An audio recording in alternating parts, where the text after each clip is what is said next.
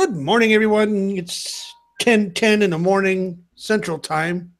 10. I am TakersMinion, and this is Shootin' the Breeze for Saturday, the 16th of December.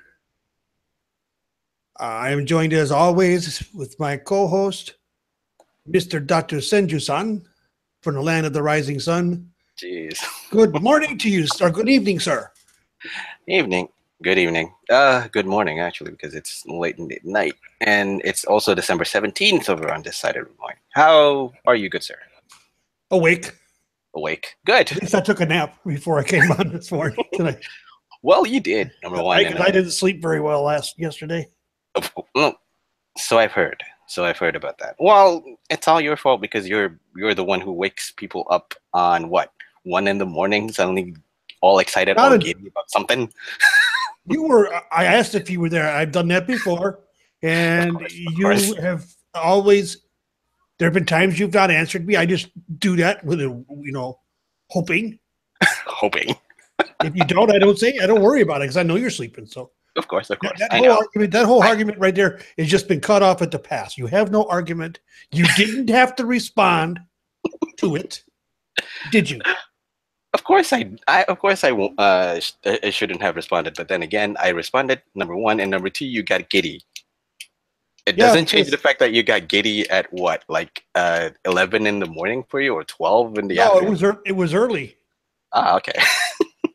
It was like 7:30, 8 o'clock in the morning. Yeah.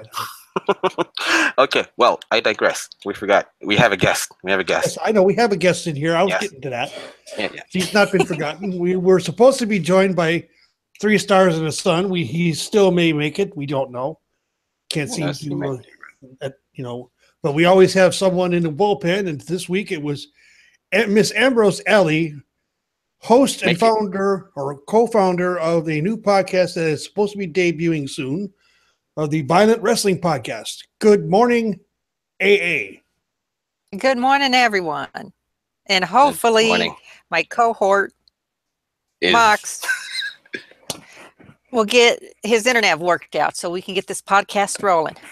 Sure. Of course.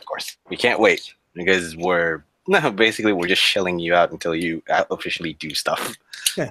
You actually promote the whole thing. So yeah, we promote you, and even though you haven't even started yet, as does Two Guys One Sport. Well, for those guys on Thursday. As does Fizzy's Wacky World of Wrestling. Please don't forget that too. That's right. Yeah. All members. Well, I think 2 of them are members of the Los Ingobernables, the podcast family. See, and this is why the old man was so excited about this on my end, where it's about 11 or 12 in the midnight for me. This is the biggest reason why. All because of somebody put a tweet out with a Los Ingobernables shirt. That's how it all started. Of course. And I saw that and I went, because I was trying to figure out for, this podcast may be moving in the near future, to another platform.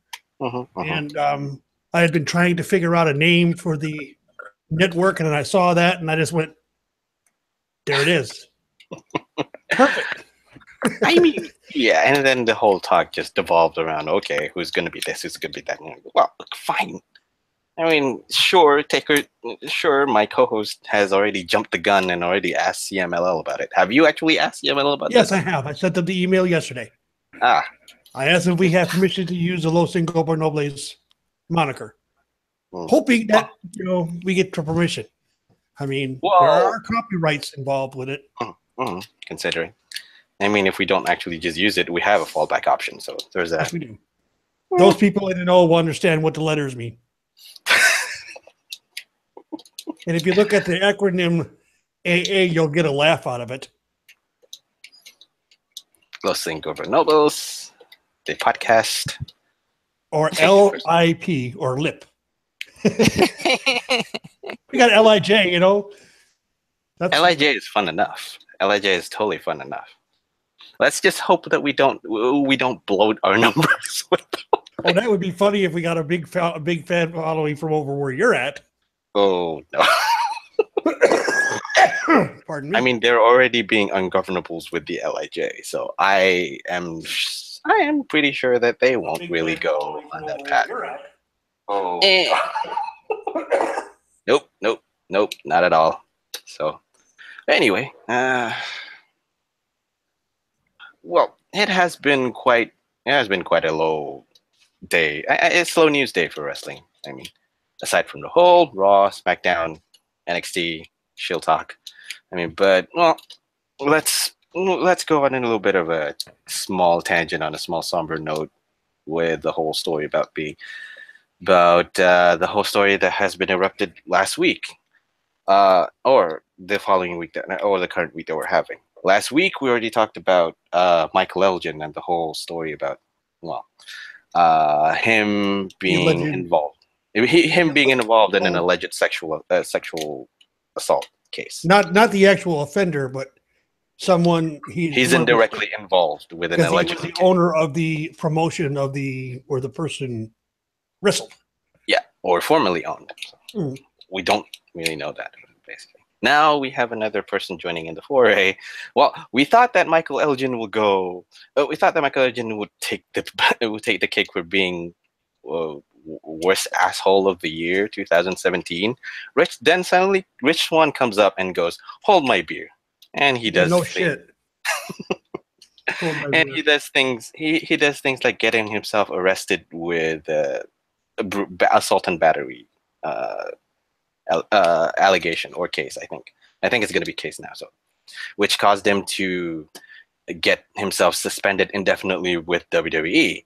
The whole issue boils down to where Rich Swann and his wife Sue Young, getting into an altercation in Florida, and I do know that from good records that in Florida, if you're involved in an assault and battery, you're in deep shit, my friend.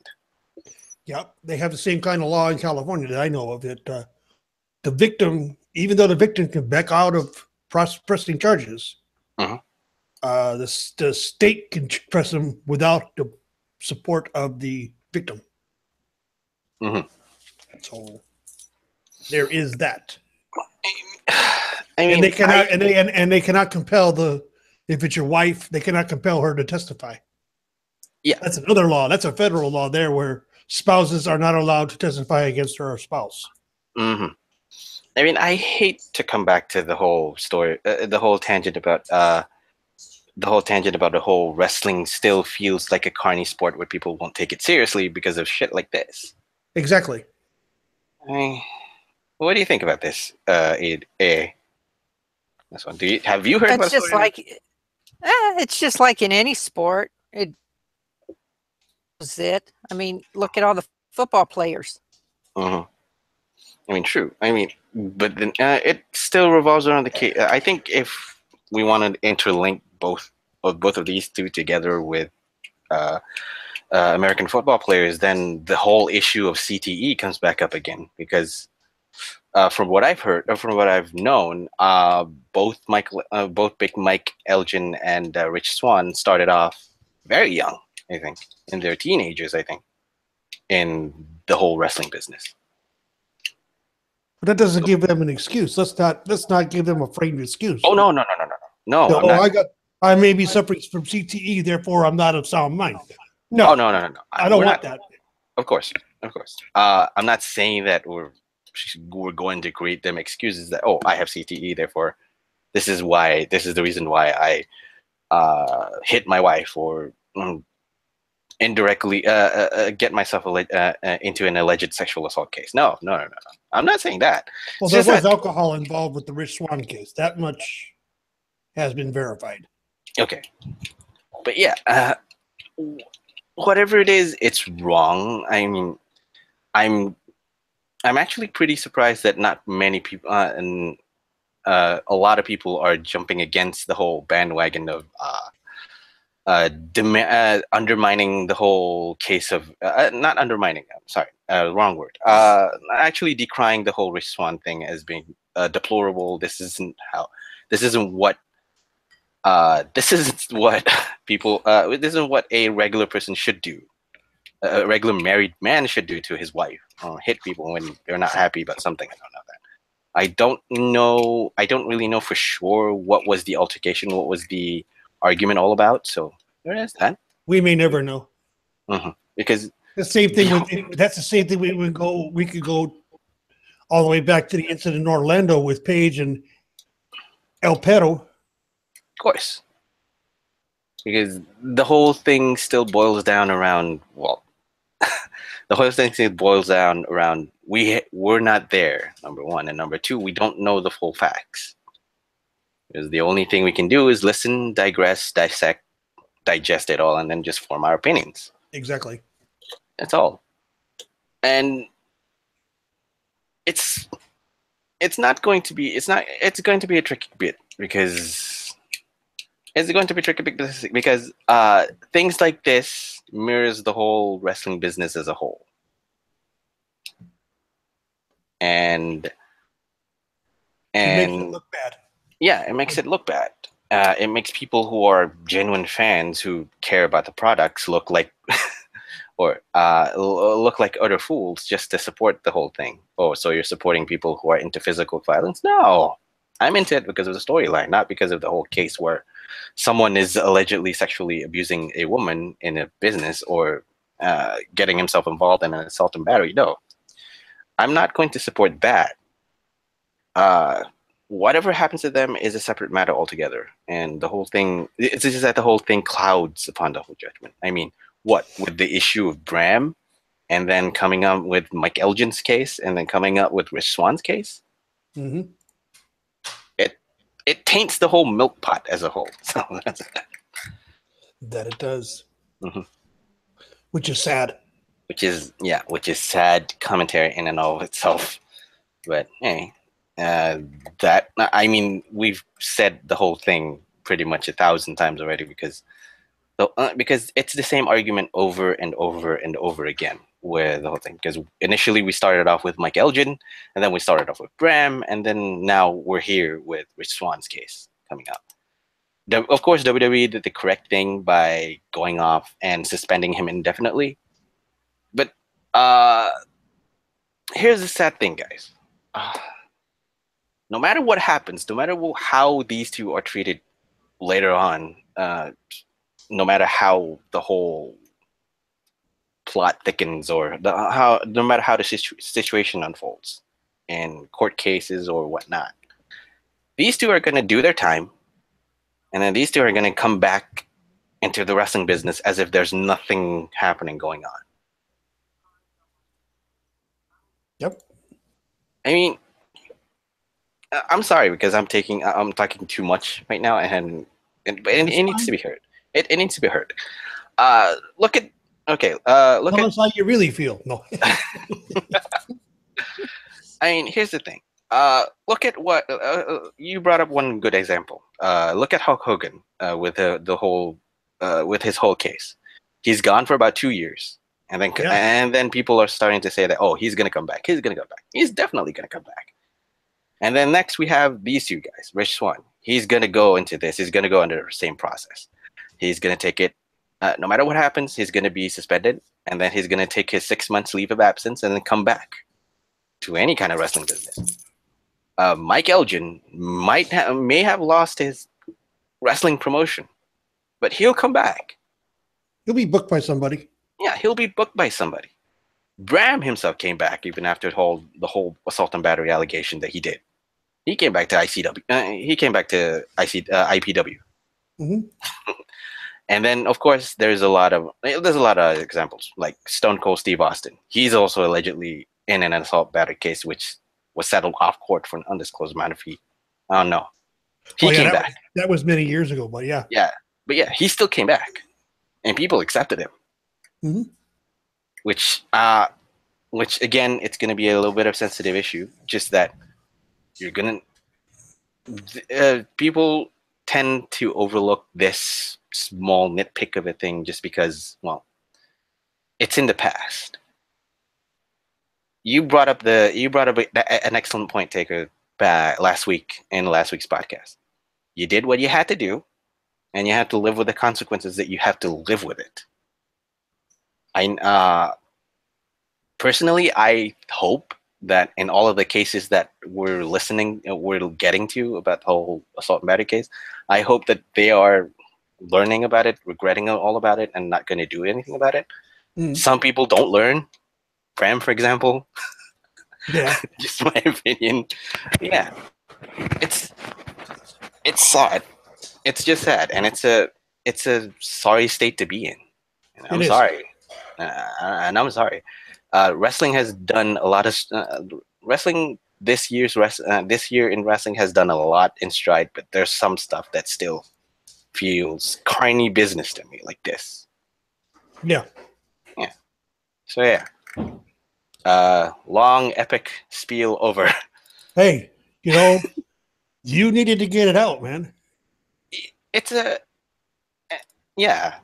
I have nothing more to add to that because we're saying the same thing again, and then again. It's basically what I said last week, but I added a lot of different aspects to it because of what I had done. So there's that. And you had to add your piece about it, and then we have to listen to this again when Rich Swann came up. I thought we were past all of that, and then the next goddamn day. Yeah, last Sunday morning. It's like, Rich, I'm thinking to myself, Rich, you were probably going to be the one to win the Fatal 4-Way and take the title off of Enzo. Yep. And now you just shit on your own self. And threw a spanner in the works, potentially threw a spanner in the works of, say, WWE booking for the whole thing. So, yeah. Right.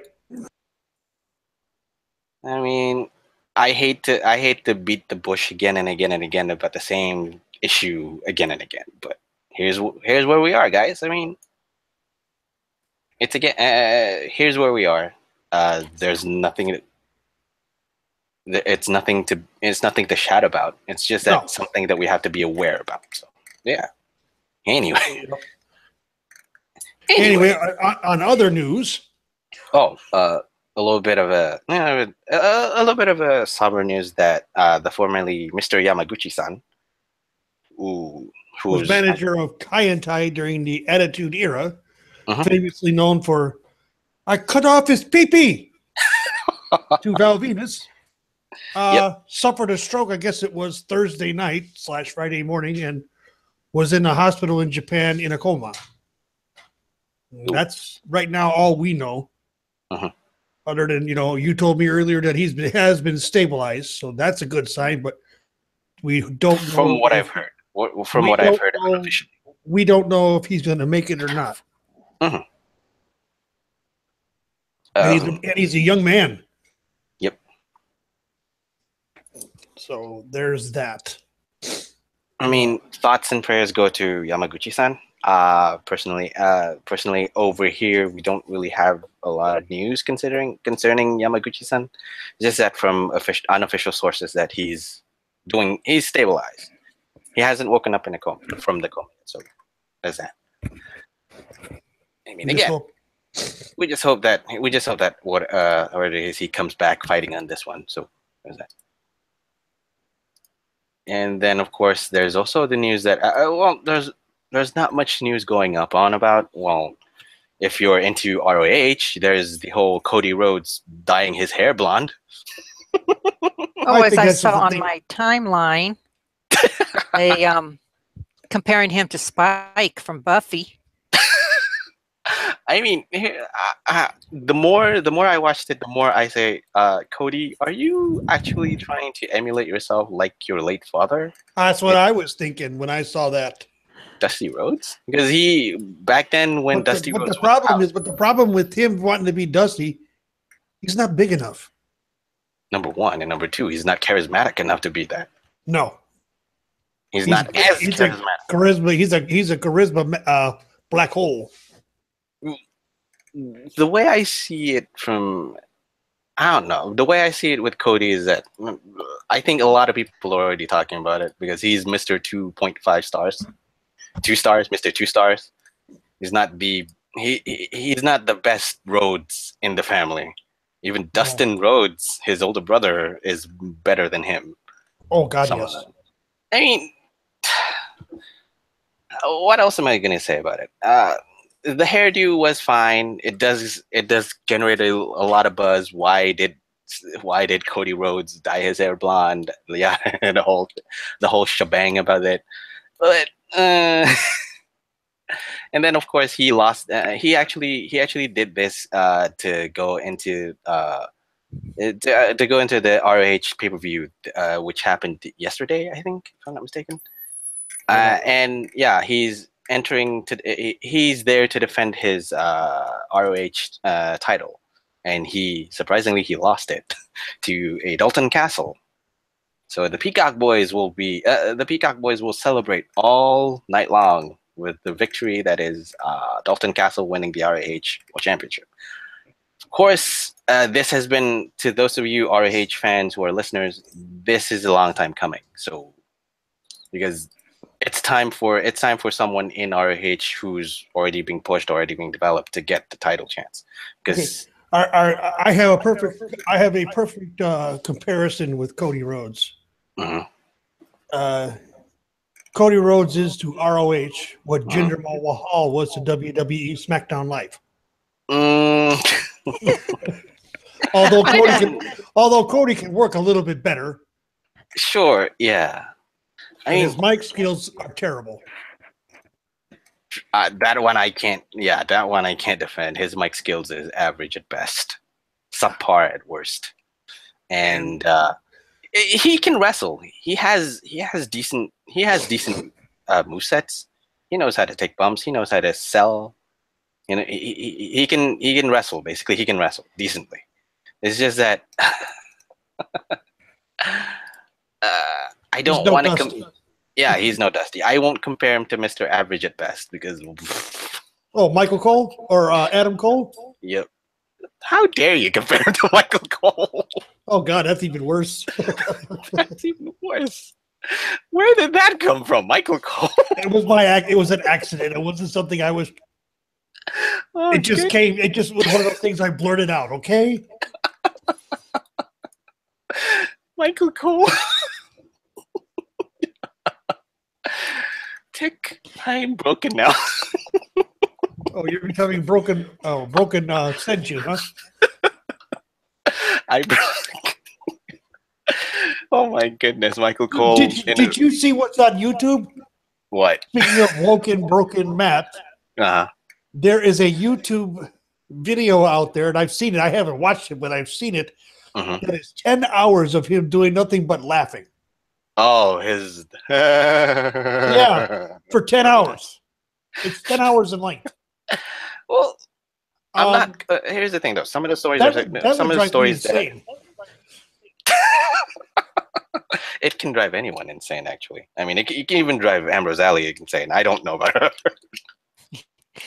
Nah. Fair enough. Considering that you love, well, I think you're gonna be a lot more insane than he does. So, well, here's one interesting story about Matt Hardy, though. Some people are already decrying that.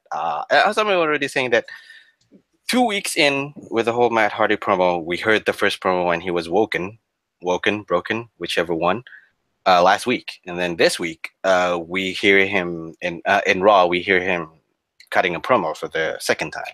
And people are already starting to say that, oh, this is not the broken Matt Hardy that we wanted. You can't make everybody happy. Of course. You know, we learned this like what? Episode 1, episode 2 of our podcast. We can't make everyone. We can't please everybody.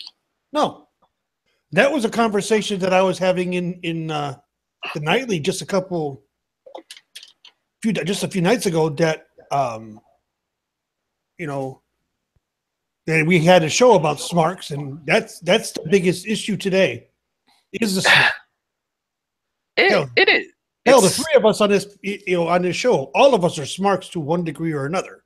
Yep. We're able to suspend our being a smark when we go watch a show. We know we're not always going to be happy with the results of matches. Yep. Because they're not what we want to have happen. Of course. Not always. Of course. But the ones who go to the internet afterwards, well, I'm disappointed. I'm upset because so and so didn't win. You know, why don't they just book so and so to win all the time? You know, they're better than everybody else. Blah blah blah. We hear it all the time. You and I especially hear it. There, Senju, and I'm sure Ambrose hears it in the daily all the time. Yep. Oh, yeah, but I hear more of it actually on my Twitter feed. True. And what do? You just look at him and laugh, don't you? Because you understand the business like we do. Yeah. Okay. Granted, would I love to have Dean Ambrose win every single match? Hell yeah. Of course. But yeah, of course, in every single fantasy that we have, in every single fandom that we have, we want our choice, our pick, to win, to get the best, to get the best shot at the main event, to get the biggest pie, the biggest cut of the pie, basically. Exactly. I learned at a very young age that I'm not going to be pleased all the time. I mean, I remember as a youngster crying when my favorites wouldn't win the title. After all that hard work and all the times they would beat them on, the promo wars and all of that, and to sit there and to actually go to the show to see the match that's a blow off to the entire feud that's lasted 6 months, and they lose. I would literally be heartbroken. But that's when I was, 9, 10, 11 years old.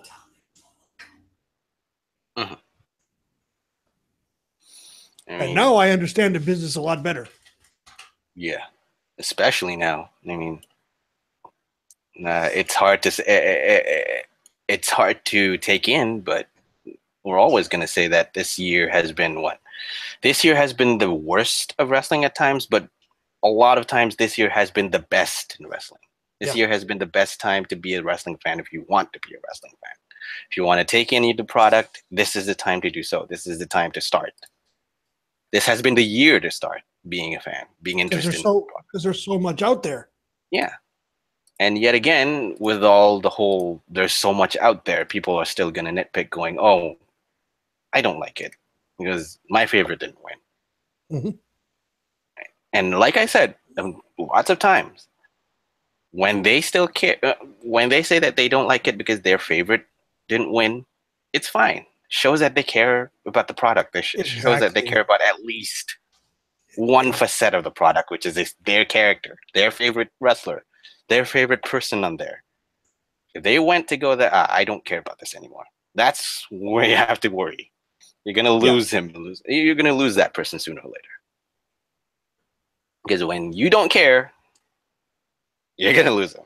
Yep. Basically, it's going to be unthinkable if someone like Ambrose Ellie says that I don't care about Dean Ambrose anymore. I don't see that happening, but that, but then again, it could happen. This is WWE we're talking about, so Yes, but the true fan stays with their favorite through thick and thin. Of course. And one great example when they turn heel, it's hard, but you deal with it. I was like I said, for the first time I saw Undertaker when he debuted in the WWE, and then I did some digging around, and I realized who he was.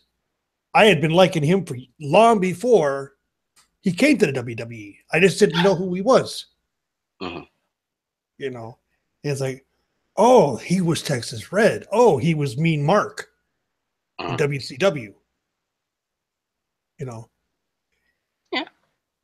but everybody, a lot of people, all they think about is, oh, he was 26 years with the WWE. That's his entire career. No, it's not. He wrestled for close to 40 years. Yeah. Even before he was in WWE, basically. He's working. He worked under a lot of different banners. He was trained by gentleman Chris Adams. That was one of his trainers. And a lot of people don't know that. I didn't. I know my history when it comes to. I didn't. Of course, folks, if you don't know it yet, if you don't realize it, and if it's not too obvious, TakersMinion is in fact an Undertaker fan. The biggest Undertaker mark. The ubiquitous are Takers fans. So there's that. Anyway, I digress. One more news that I'm gonna poke the bear about. Saturday night in New Delhi, after a surprising loss to Triple H, Jinder Mahal has let's let that sink in. Jinder Mahal just lost to Triple H in New Delhi. Great. There's a God. Oh, yes, there's a God. Triple H. Yes, he is. His name is Triple H. Oh, yes. Yes, yes, yes, yes. I mean, here's the thing. Here's the biggest question, though, coming out from this. Is the Jinder Mahal experiment officially over with Triple H pinning Jinder Mahal in New Delhi? We will find out tomorrow. Oh, and Clash of Champions, yeah. Yep, we will find out tomorrow. We're gonna touch up on that, but yeah. Here's the thing, though. Here's the thing that I think. Here's the thing that could be one point for the whole Jinder Mahal experiment being done. We know that Triple H has a history of bad rap for burying young talent. He's the unequivocal the shovel, like in WWE, even before John Cena made shovel look cool. I mean, complain what you want. He gets a bad rap about it. I don't know. To me, I personally think he gets a bad rap for being the one who buries young talent, of course.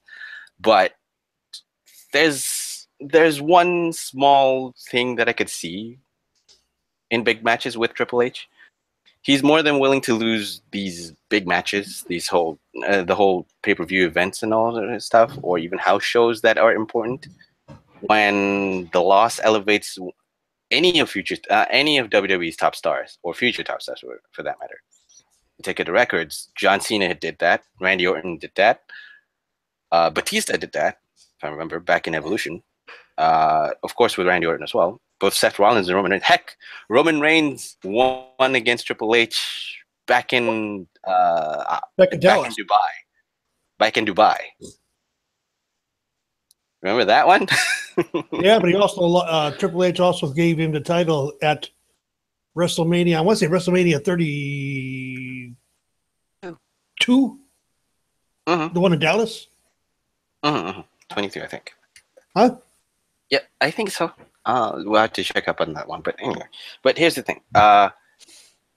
Say what you want about how he gets a bad rap about that. When the whole cliche word about what's best for business comes into point for Triple H, he does what's best for business. He pushed the young talent. He pushed the young talents up. He brings them up, basically. Yep. Even by taking a loss, basically. So to me, I think that back in Dubai, Roman Reigns won against Triple H. Facing against the modern day Maharaja, he lost. Right. And Speaking of Dubai, we had a history making event take place there. Oh yeah, where you had two female wrestlers wrestling on a show and I don't mean this in a bad way, in an Arab country where by religious law and by natural law over there, that women are second class, they're subservient, they're all of that. And if you notice what both Alexa Bliss and Sasha Banks were wearing, they showed no extra skin. Yep.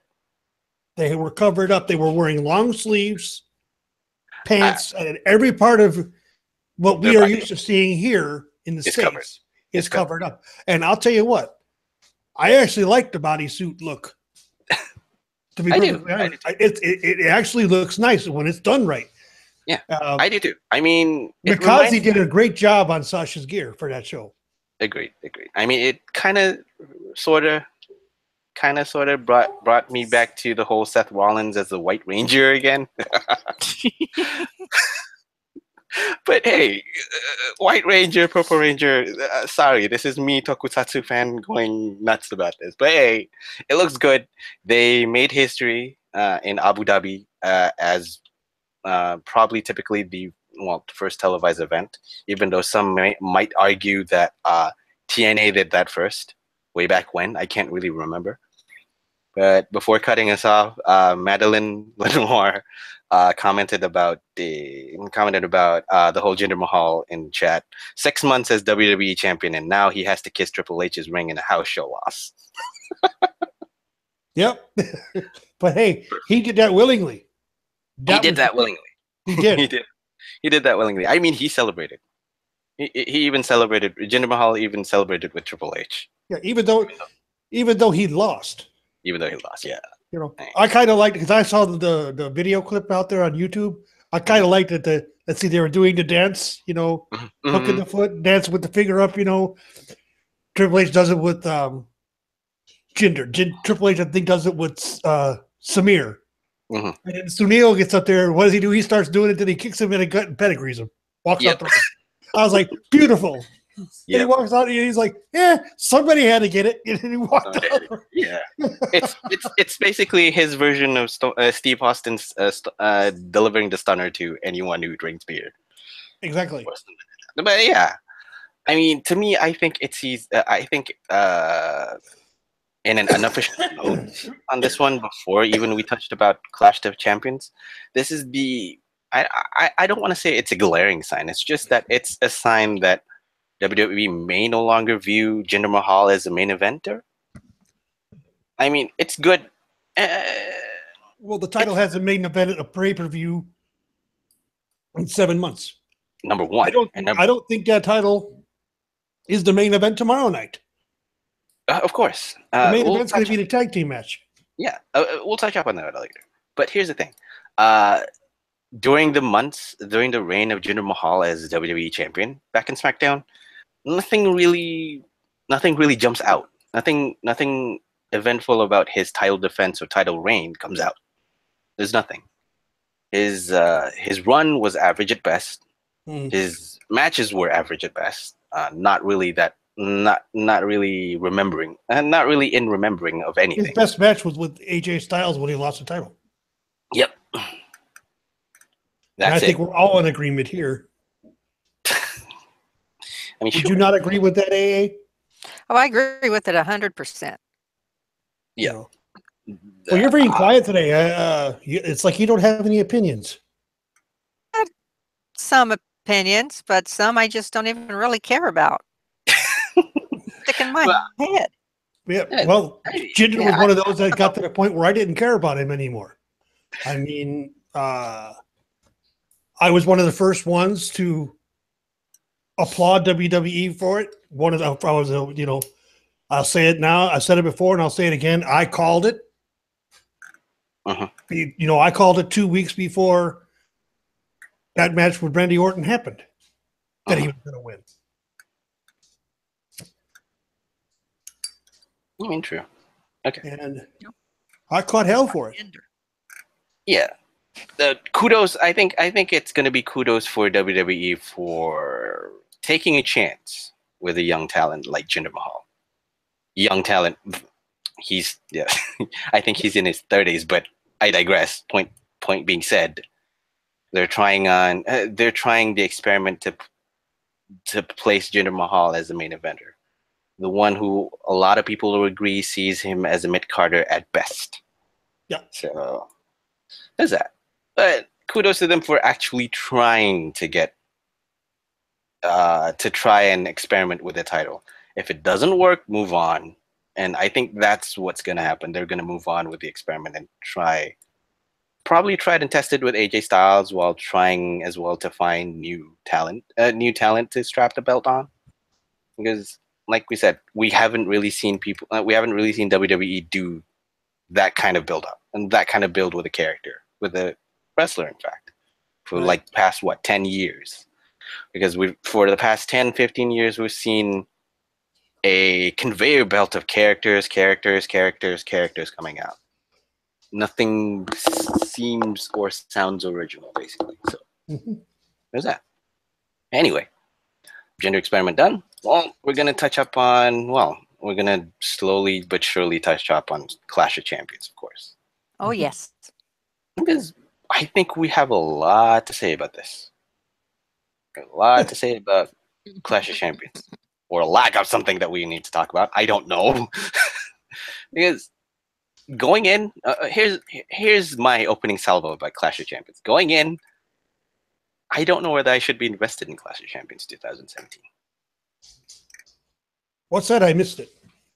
I don't think that going into Clash of Champions 2017 for SmackDown Live's flagship pay-per-view tomorrow, aside like you said, aside from the tag team bout, the Fatal 4-Way tag team match that we're gonna have, other than that, I don't know where I should place my investment on the whole pay-per-view as a whole.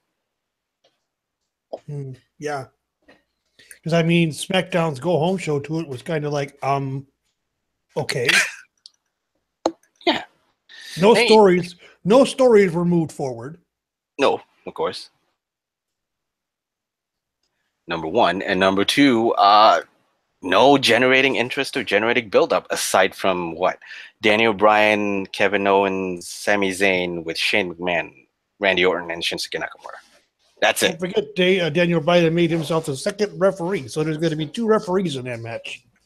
That should be interesting. Why do I see shenanigans happening? As an old school thought, how chaotic will a 2-man referee be in this kind of matchup? As both of you who likes old school, I think never even saw that in the old days. 2 referees in a match. That I can remember. Yeah, I don't know. Why would they want? Remember, it's the Shane O'Mac show. Yeah, I mean, a lot of people are already saying this because this is the pay-per-view. This is the match where Shane McMahon gets to stroke his own ego and prove to himself that he is the egotistical, egomaniacal guy in this whole thing. So, but he's not his dad. Of course, he's not his dad. One of the greatest heels there ever was Mr. McMahon. No one can. And he did not. What's that? What was it again? Mr. McMahon showing a little bit of his arse for his talent either. Oh, sure. Yeah. But as much flack as we cut both Vince and Shane for this matter, I don't think in a sense of comparison, Shane is Vince, of course. Both men have their own sets of personality. I don't see Shane McMahon as the guy who's egotistical. Sure, he tried to be that kind of guy back when he was younger and back when the corporation was still in vogue in WWF back then. But now, especially when Shane McMahon was touting himself as one of the one who will bring the fans to the promised land that is SmackDown Live. Yeah, he was doing it in the beginning. But now, I mean, now of all times, with this matchup between Zayn and Owens versus Randy Orton and Shinsuke Nakamura, I mean, I'm speechless, number one, because there's a lot of things that are confusing. Number one, why would a person like Randy Orton team up with Shinsuke Nakamura? Well, they did it before. Well, they did it before, but now? There's a lot of questions to it now. Just because I'm going to take a line from a show title called Cheap Pop. Mm-hmm. And that's what it is. Unfortunately. But here lies another problem. Mm-hmm. Which Orton and which Shinsuke is going to show up? Of course. If you must know, both Randy Orton and Shinsuke Nakamura, if you haven't known it yet, have a tendency to mail it in, especially in big tournaments like this. And the worries of Nakamura on my end has been addressed already because, well, he's an old veteran. People forget about that, even though he's a top star in NJPW. He's a veteran top star in NJPW. Oh yeah, coming to WWE. He's in his 40s. Close to his 40s, actually. Yeah. Close to his 40s, and he has baggage in the form of wear and tear to his body. It's gonna catch up to him, and I think it starts to catch up now, even if he's as athletic as he is. He's 37, and he's still hitting hard, doing all the stiff style wrestling that he could possibly do in the scope of WWE. Oh, and I yet just saw something interesting. What? He's from where you're from. Yep, he is from Kyoto. I Yes, know. he is. I know he's from Kyoto. So yeah. If I'm not mistaken, he was born in Mineyama. Yes, there you go. He's there, which actually is far off from where I am. So, but anyway, I digress. I mean, number one, that's number one. Number two, I think all three of us would agree that Randy Orton's history with mailing it in is totally so obvious. He's only good. Randy's only good when he's just that mean, vicious son of a bitch. Mean, vicious guy who doesn't give a shit. So there's that. Mm-hmm. Yeah. Said his best. Yeah. I mean, but here's the thing, though. These two, I can definitely go with Shinsuke Nakamura McFace. Randy Orton, your mileage may vary on that one. And then pairing up with who's supposedly being the heel referee, Shane McMahon, against, of course, we're gonna say Daniel Bryan is a face, and then teaming up with Kevin Owens and Sami Zayn, who are heels. Face heel alignment is already crossing the borders around here, guys. There's no such thing anymore. We're getting mixed signals here. There truly is no dividing line between faces and heels anymore. That's been gone for years. Okay, but here the biggest question now is what will happen in this match as the Clash of Champions. Of course, we're going to touch this match first. Then, all right. To be perfectly honest, and this hit me yesterday when watching the SmackDown Live, we're going to see a double pin. One referee is going to count it 1, 2, 3 for Shinsuke and Randy. The other one's going to count it 1, 2, 3 for Sammy and Kevin. Please don't say there's going to be more controversy. Please, yeah, like I said, please don't say that it's going to be another drag down controversy to close off the show. Unfortunately, that's what I see happening. But I may be wrong. I may be totally wrong. We can't see Kevin and Sammy being let go because their contracts are not due. Of course, number one. And number two, of course, with the whole story that Daniel Bryan may or may not be able to wrestle again. May wrestle is a distinct possibility. It's just that out of his mind. It's a matter of where he's going to wrestle. Is he going to wrestle in WWE or outside of WWE? If he loses, go ahead. Go ahead. In WWE, I would not put him with Shane McMahon. Of course not. No. Shane McMahon's insane in the ring. Other than the fact that he lost his chance to jump off the roller coaster back in WrestleMania, I think he's trying to outdo that shtick one more time or a couple of other times.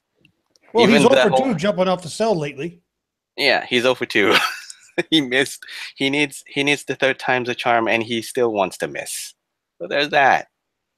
He's like the attention-seeking young boy who just wants adulation from his dad, which he gets. After he's playing, if you think about it. I agree. Yeah. I'm not arguing. That's why I was quiet. That's what I said. I'm not arguing the point. Which he get. The sad thing is that he will get after diving off the cage with an elbow and subsequently misses. He'll go backstage to the gorilla position where Vince is there and hugs him and cries together. Sure, sue me for being a little bit snarky on that one, but hey. It's true. So nobody cares about change all that shit. They think he's nuts. Yeah. Good old legend lover over here saying that nobody cares about Shane jumping off the cell, and they just say he's insane. They don't care. Of course. He wants to kill himself. If he wants to kill himself, I mean, he can. That's his prerogative. I'm sure. You told him about what I said there, but you didn't tell him what I said about the other one. I didn't get a chance to. You guys were talking about the line. She kept saying to me, don't forget the promo. Don't forget the promo Sasha cut in Dubai. And she did cut. That was the best one. That was the best one I've seen from her in a long time. And that's what she. Her and the Singh brothers need to get together. And that and the Singh brother one. Oh, okay. Well, her and the it's Singh good. brothers would be great. That's true. She's right. Her put the Singh brothers with her would be better than where they're at right now. Yep. I mean, okay, but back to the point. I mean, I agree. There's little fault to that. Sasha Banks cut an excellent promo, an emotional promo, I think. Very much so. An emotional promo for her because she made history with Alexa Bliss wrestling there. So that's one. And of course, cutting a small segue, she does look good in a sari. So anyway, creepy Mr. MDS comment aside. She did look very good in that sari, I will admit. And danced very well with the whole jig with them. But hey, I digress. Yep. We still have the looming fact of what's going to happen in this match. Will we see Zayn and Owens losing? Will we see Zayn and Owens losing? Because I don't think so. Because like I said, I see shenanigans happening. If Zayn and Owens lose, that they're fired from all of WWE. Of course, if you want to suspend our disbelief, we'll say, that's not going to be possible because these two are actually still very much entertaining. If we don't suspend our disbelief, then these two are still under contract, and they don't seem to be They don't seem to be shilling for leaving WWE anytime soon, or who knows? I don't know. I'm just positing. It's just that we both know. I think all three of us will agree that when they put the stip that if you lose, you're going to get fired, there's bound to be questionable stuff going to happen. We're going to see double turns, or we're going to see what Taker said, double pin and controversy surrounding all the double pin. One referee says that this guy won. The other referee said that this guy won to close off the show. I don't know. Daniel Bryan accidentally knocks Shane McMahon out of the ring, and the count for Owens and Sammy to win. Mm-hmm. Yeah, there's that. Yeah. And that accidentally was in quotations. I figured as much. Yeah. The air quotes, I figured as much. Yeah, I agree. And to be perfectly honest with you, I think this could be the first time that we see double guest referees in a show. Because guest referees, we only can see one. We only used to seeing just one guest referee in the match, but two. I don't recall ever remembering any matchup that has two guest referees.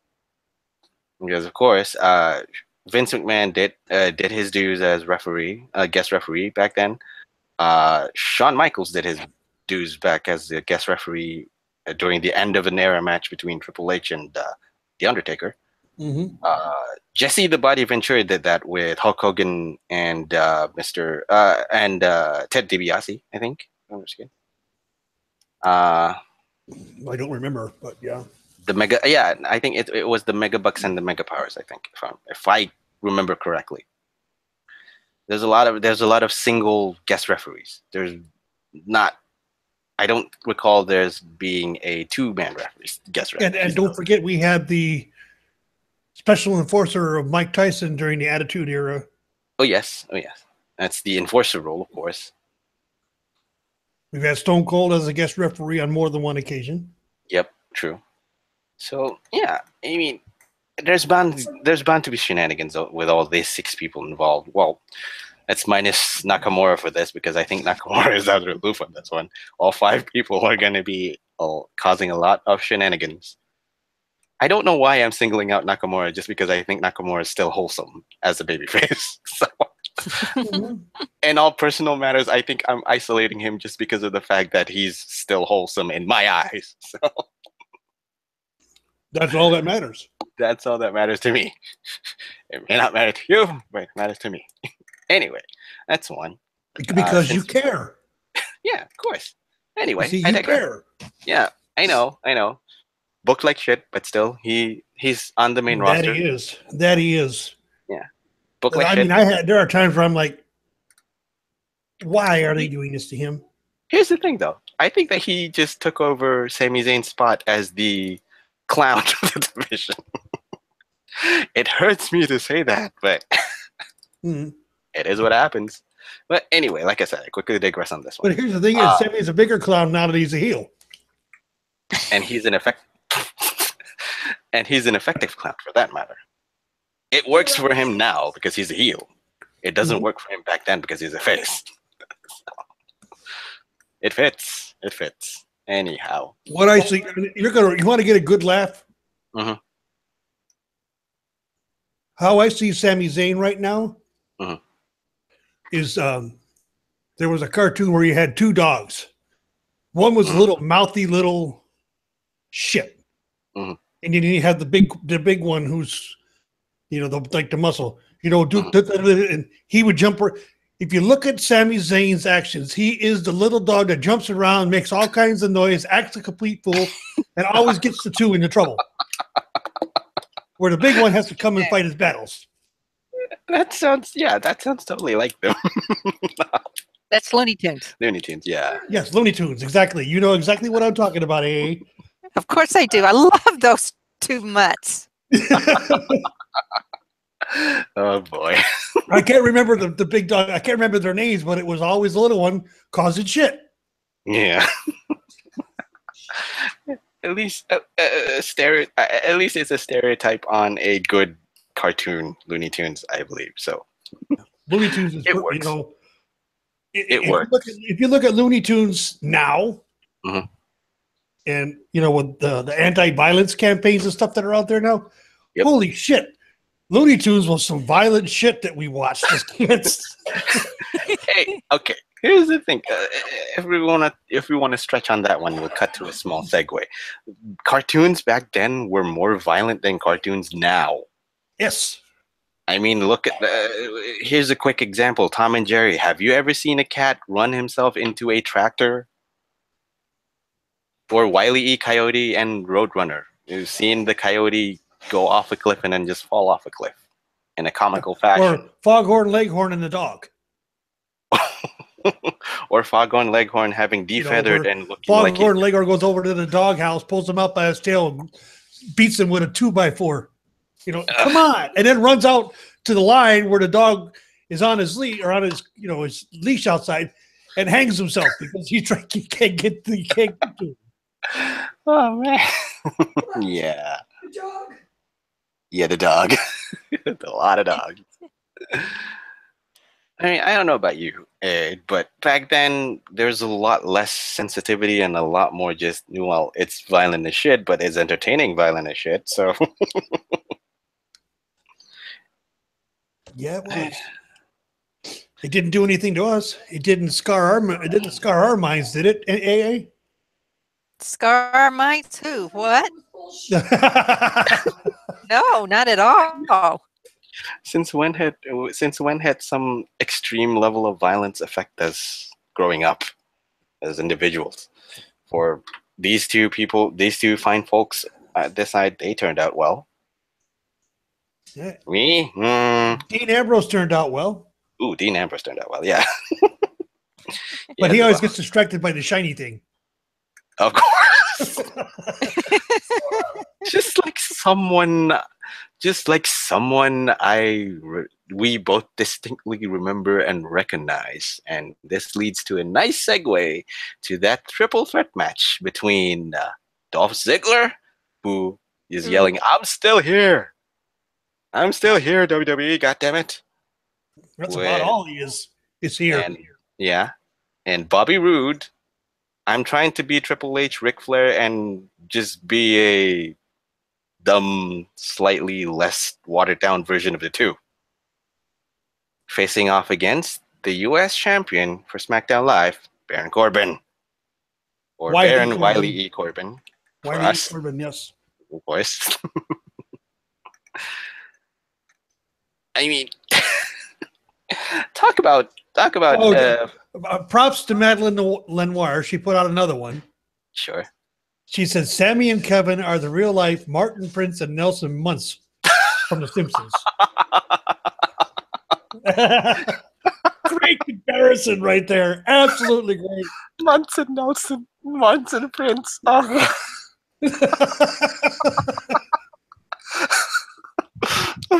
Moment number 2. I'm broken again.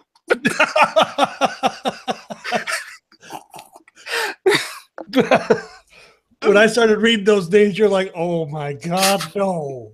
No. Well, now I'm imagining, thanks, Madeline. Now I'm imagining both Prince and Muntz wearing tights, or probably even Kevin Owens gear and Sami Zayn gear, coming into a cartoonized version of WWE ring. Oh, God. It wouldn't be the first time they've done something like that. No, it wouldn't. WWE has done stuff with The Simpsons before. As well as Warner Brothers. I think like 5 of them with Scooby-Doo and with the whole shill. Flintstones. Jetsons. 4. What was the other 2? I can't remember. But I digress.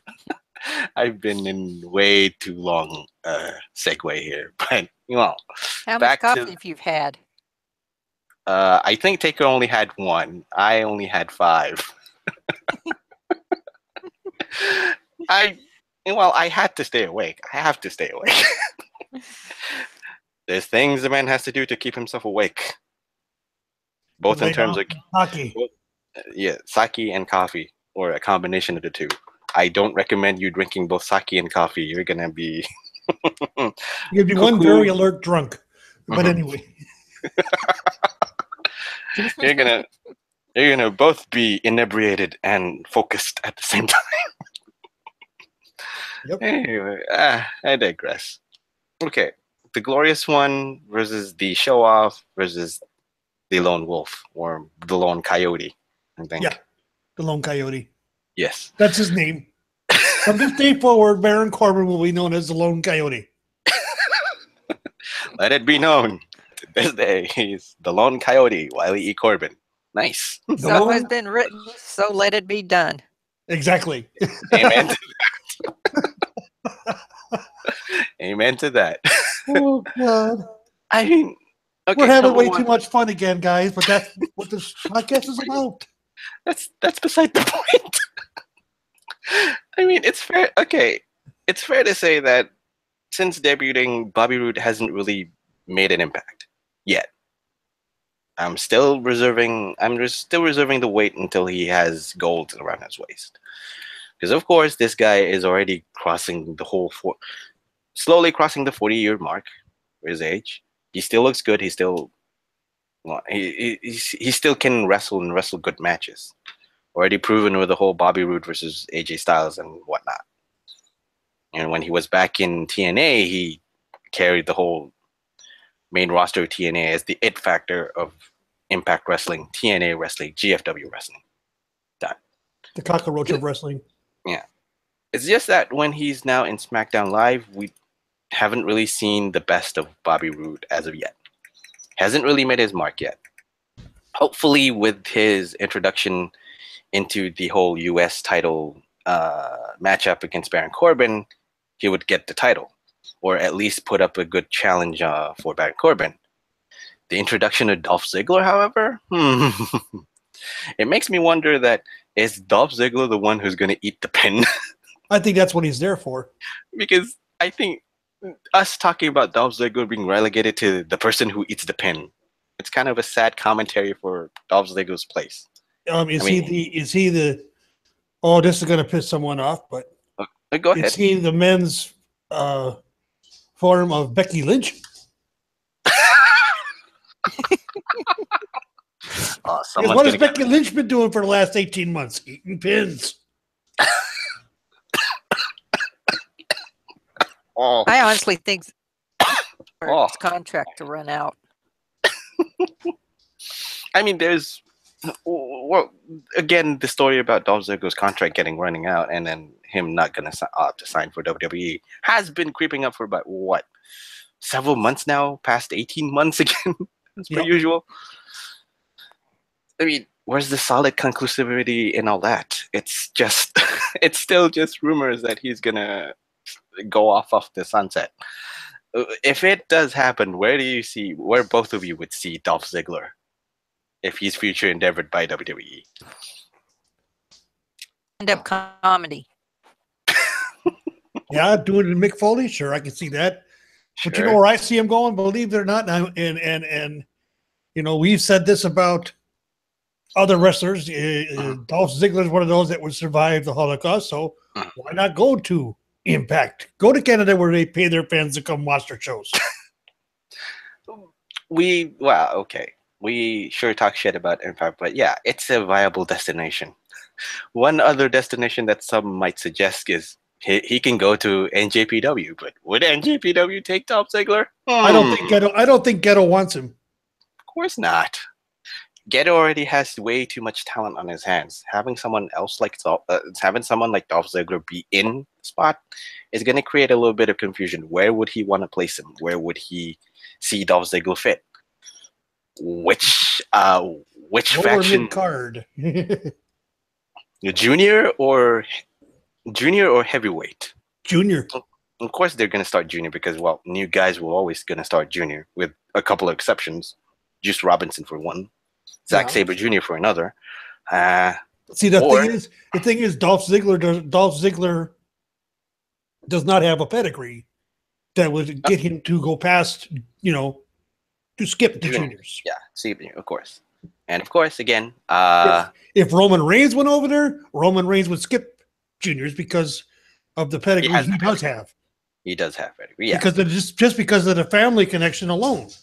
Yeah, number one. And number two, if he wants to skip the whole pedigree of family, he has a long distance pedigree. And of course, the difference again, Taker, you said this. Dolph Ziggler is seen like the male version of Becky Lynch. The only difference is being that we actually like Becky Lynch. Yeah, but I can't. Dolph Ziggler is one of those people that I'm here. I'm here, WWE. I'm here. I'm still here. He's been doing that for the past 18 months. God damn it. Yep. He can't seem to get any kind of gimmick over. It dies. Every one that he's had lately has died. The no gimmick died. The no gimmick died. I mean, here's the thing though. Like I said, is Dolph Ziggler going to eat the pin and let Bobby Roode win the whole title match again with Baron Corbin facing off with Baron Corbin and Bobby Roode and Dolph Ziggler in this triple threat match? That's how I see it. I think it's time for Baron Corbin to kind of get off TV for a while. Get off TV for a while, or just get back down the pecking order and just. I don't see Baron Corbin anything more than a upper mid carder, maybe a gatekeeper in the future, but I can't see him in the main event. He just doesn't. He has the look of a main eventer. It just doesn't feel like promos. His promos suck. I mean, his moveset's very, very limited in the ring. He doesn't really connect with the audience. No, of course, there's exactly. Nothing really to grab, but there's really nothing to grab a hold of. Of course, exactly. There's nothing to grab a hold of. Just like how there's nothing to grab a hold of, to me, in personal opinion, of Adam Cole. There's nothing for me to grab a hold of it. No. Although he did lose to Aleister Black, but Aleister Black made Mr. Average look like $1 million in that match. But we'll talk about that later. If we can. But hey, I've started watching, by the way. Oh, wonderful. How do you think about it? You finally got to see him? Finally started watching the feud that he did with Dream. What do you think? Well, so far I like him. We'll see as I watch it more. Okay. Wait till you see the match from Takeover. Into that one yet? Yeah. Okay. That's the payoff, and that That's the payoff. That was that's a close second to my match of the year. That's how good it was. Yeah. I mean, going out from the whole U.S. title match, I think, personal opinion, I hope that Baron Corbin loses and drops the title to Bobby Roode, who I hope is a clear winner, because, well, on both a logical standpoint and both a storyline standpoint, it works. Baron Corbin looked better chasing the title as as the aggressor, the aggressive heel, some might say, and Bobby Roode. Oh, of course, it's Bobby Roode. You give him a belt, he'll make the belt look like $1 million. Of course, on this point as well, if you give Bobby Roode the title, at least he'll make his mark. He starts to make his mark with the title at hand, be it a face or be it a heel. Because he's an excellent heel, come what may. It's just that when he works as a heel, he looks like a diluted, watered down version of the Nature Boy, which he kind of sort of does play the part. Yeah, I digress. The other matchup would be, of course, the I think it's going to be in the pre-show or not. I can't really say. I'm not sure. Let me just check. Zack Ryder, Mojo Rawley. That's a pre-show match. Yeah, that one is, of course, the other one. Breezango versus the Ascension. No, Breezango versus Bludgeon Brothers. There you go. Why put those two? Why? It just. Will you get out of my way? She's yelling at the dog. Yeah, good question. All of them are good question, even for the get out of the way context. I don't know. I can't answer that question. Seriously, I can't really answer the question. I can't. All I'm asking is, why did Fandango challenge Bludgeon Brothers? You saw the look on Tyler Breeze's face. He's like, "Are you serious? Yeah. Oh shit. You want us to die? Oh shit." Yeah. I mean, that's basically what it's going to be, is a match where they basically get MDK'd. Several times over. Yeah. Yep. They're going to get bludgeoned. Yep. In the literal, physical, metaphysical, and figurative. Unless Ascension comes out and makes the save, which could happen. Yeah. Because this is another matchup where I hope that there's shenanigans involved, because, well, it's duly recorded. I think it's generally accepted between all three of us that the Fashion Files has been one of the more successful stories on WWE main roster this year. It was even mentioned and everything in the new WWE magazine that came out too. Exactly.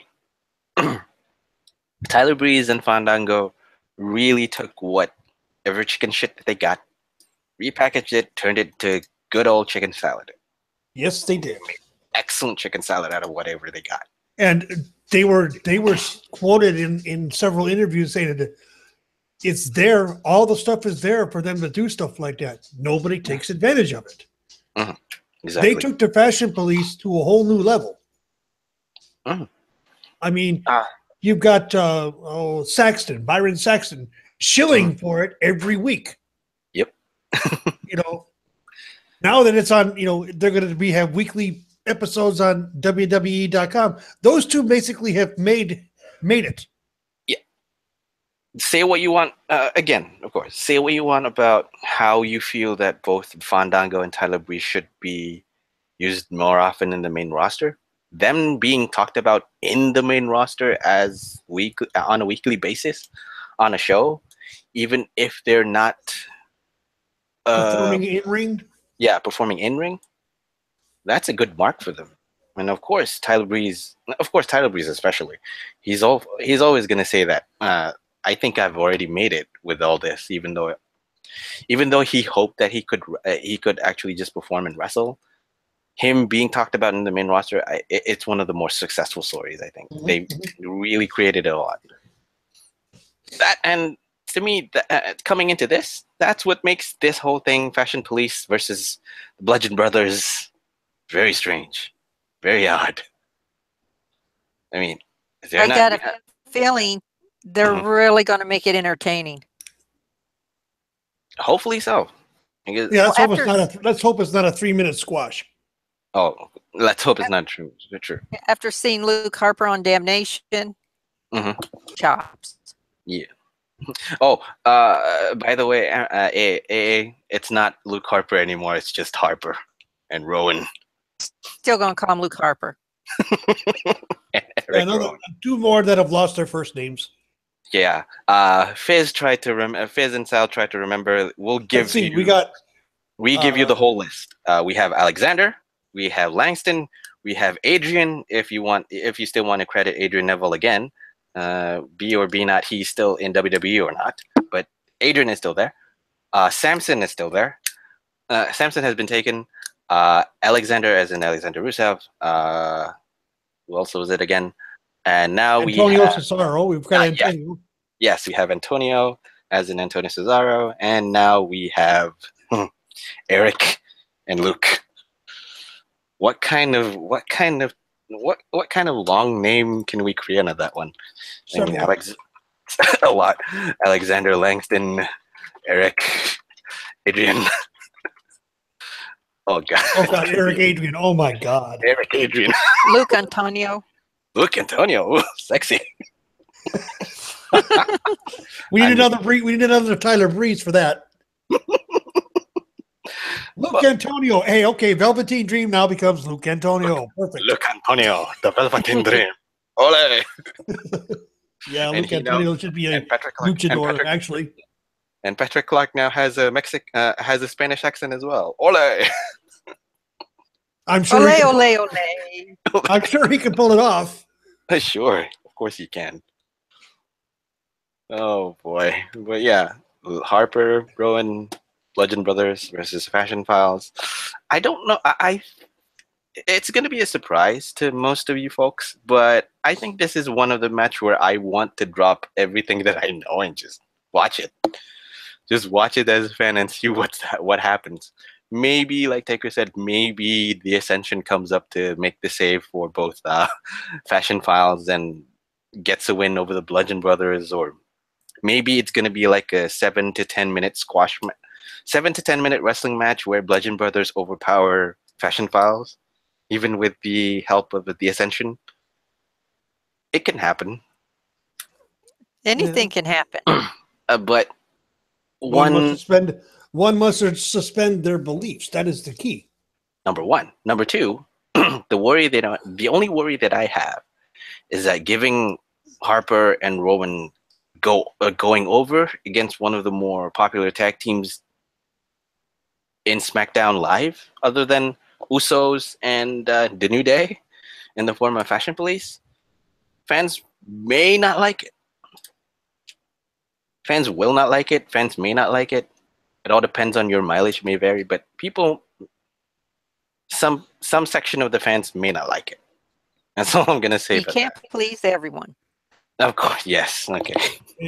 This takes us back to our show of a couple of weeks ago about Smarks. They're going to be the loudest. Of course. No doubt about it. There's no doubt about that. I mean, that's as given as it is. But anyway, sorry. Let's move on to one other matchup on the cards. I don't know why they're going to call it this, but I'm going to just say it as it is. Charlotte Flair versus Natalya for the WWE SmackDown Women's Championship. It's going to be a lumberjack match. Why? I don't know. It's going to happen outside the ring. Of course, it's going to happen across the ring, considering that we have the Riot Squad coming in as well. But So, it still doesn't answer my question. Why do they need it? The Riot Squad are the ones that have been interfering in the matches. Yep. I'd say if you don't want the interference from the Riot Squad, put them in a cage. Yeah, of course. But it's... to be honest, I don't really see why they wanted to... there must be something that I kind of forgotten back in SmackDown about this, why they wanted to fix both Natalya and Charlotte as a lumberjack match, and that's an odd thing to say. Even though I think there's a moment in time back in WWE when they called the whole lumberjack team, women lumberjack team, a lumberjill match. Yes, they did. Which strikes me as odd, not in the obvious way. It's just that, okay, you used lumberjill back then, now you want to use lumberjack again. Questioning. I think they're trying to get the stench of that butterfly title. Mm-hmm. I'm not going to say the word because I don't want to be fined. Mm-hmm. Go ahead. Off the women's division completely, and that's one more piece being stripped away. The name Lumberjill. Well, fair enough. Fine. That's how I see it anyway. That's my thoughts on it. Yeah, but like I said, it's just odd. To me, I think it's just odd going in and saying that, oh, okay, this is how you're gonna do it. Okay, fine. It's just that here's I think, if I remember correctly, the context was that both I would say Carmella and Lana, most of the women's division were complaining to SmackDown General Manager Daniel Bryan about why Natalya is getting a rematch with Charlotte Flair, not them. And then suddenly, with the whole Riot Squad pitching in, and then Daniel Bryan going and said that, okay, Charlotte and Natalya's match is going to be a lumberjack match for Clash of Champions. So that's the story, if I remember correctly. I think that still don't make sense, but this is WWE we're talking about. Of course. When have they ever made sense? I don't know. But we're two different brands. But well, there's the only question that I have is who wins, Natalya, Charlotte, and would shenanigans be involved? Of course, shenanigans will be involved. Charlotte's going to retain. Yeah, but she's going to get cashed in on by Carmella. You watch. I suspect that's what I think. This is the time.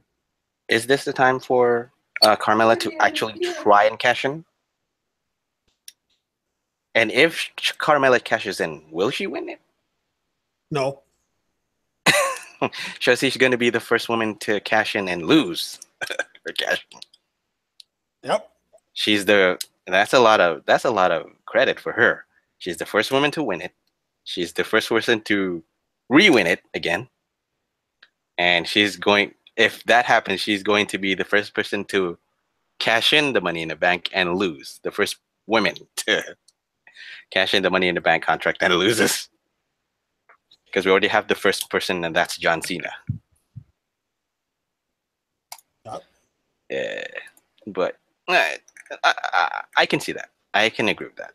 Shenanigans will involve because, of course, it's a lumberjill match. 6 women around, Riot Squad on one half, Lana, Tamina, and Carmella on the other side. Don't forget Naomi. Oh, and Naomi, of course. There's 7. There's 7. Okay, sorry.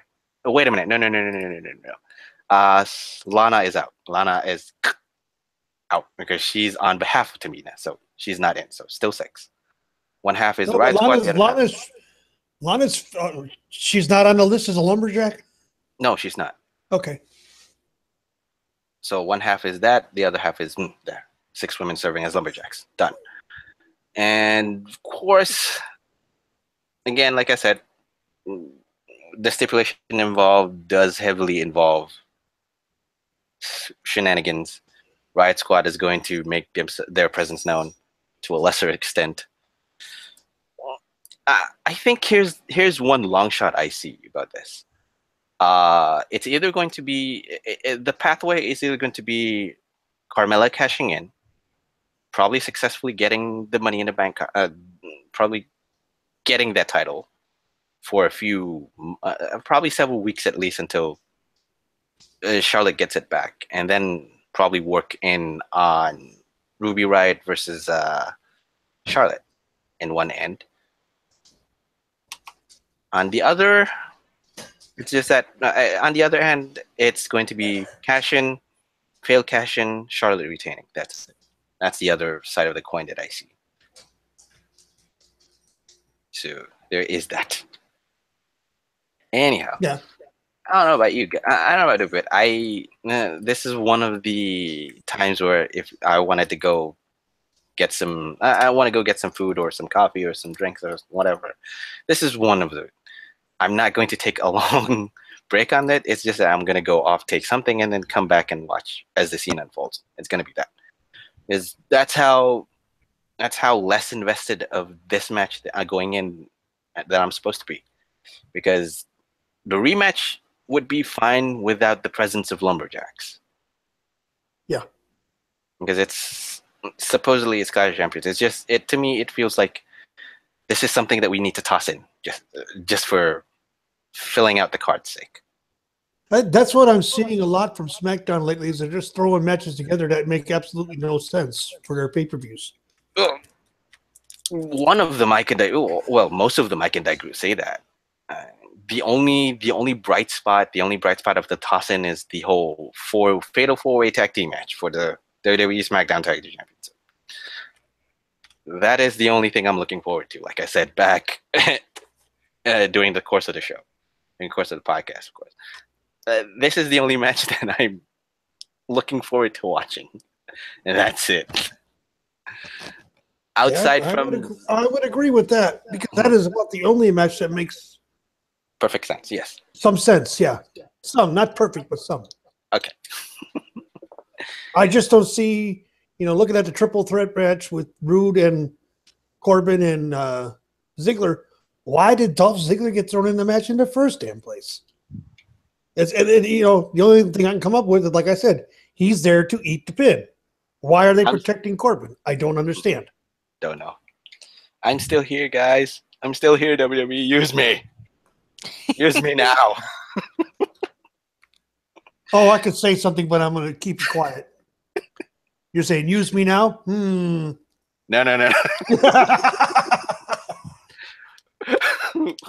You knew exactly where I went with that, and I'm sure AA got it too. Easily. Both of you are already mature enough to do that. I can catch it from a mile away. I don't. Let's not go there, even though I did say use me. No. I mean, the only thing I can see is that he's there to make up the numbers. He's there to eat the pin, and he's there because I'm still here, WWE. Use me. That's it. The Usos versus the New Day versus Shelton Benjamin, Chad Gable versus Rusev Day. Going out, I see the Usos still retaining. There's not much. They are far and above one of the two best tag teams in that division right now, and the other one is the New Day. Yep. Shelton Benjamin and Chad Gable are showing glimpses, but I'm also seeing a heelish turn on their part. I noticed that in their promo. For both of them? For both of them turning heel? For that team, for that team turning heel. Okay. We already are seeing the Usos going back to some of their face stuff. With the, Usos, and they get the crowd to do the Opes part. We're starting to see more face type mannerisms. Even though they're a heel team, they're getting face pops, and they're doing some of the stuff they did as faces now. Okay. And all that turn that turn started when they called the New Day out and did the respect promo with the New Day. That's how that started. I agree. I agree. I mean, aside from the fact that the Usos have been excellent during the whole year, I think, of 2017, if we want to compile it just to this year, the Usos have been excellent. The New Day has excellent been for the last 2 years. You or really more, want I think, I think, considering the fact that they feuded with the New Day for about what 3-4 years, I think, crossing each one of their matches, each one got progressively better. Yeah. Correct, of course. New Day has been wonderful. The New Day has been wonderful in its both heel and face iteration. Of course, with the Usos, when they transitioned to heel, they became progressively better. Yeah, but the thing about it was that heel gimmick with the New Day, and I don't know if you were here involved with CSS back then, but I was, Ambrose Alley was, and that whole heel New Day got very, very old very, very quickly. Didn't it, AA? Uh-oh. I think we lost her. I think we lost her too. Anyway, it's okay. But I think she can agree on that one too. But I think it's a foregone conclusion, basically. Oh, there she is. You're back. Will you call me now? I mean, I think it's a foregone conclusion because going into the Fatal 4-Way Tag Team match, Usos retaining is the best conclusion, I think. It's not going to be. It's going to be a barnstormer of a matchup with all these 4 tag teams. It's going to be chaotic, of course, considering the nature of a Fatal 4-Way Tag Team match. You have 8 people. Go ahead. Were you saying something? Yeah, just that in this tag team and everything. This is where you would need 2 refs. Okay. Okay. There's something wrong with her headset, I think. I think so. Gonna be let's wait for her. I mean, going in, I can agree with that. But to me, I think personally, in my opinion, going in and out from it, putting your money on the Usos retaining is going to be the best bet. Because other than the New Day, and I don't think that the New Day should be holding the title still by now. Not yet, anyways. No. Getting the title back, not yet, anyways. That's the other one.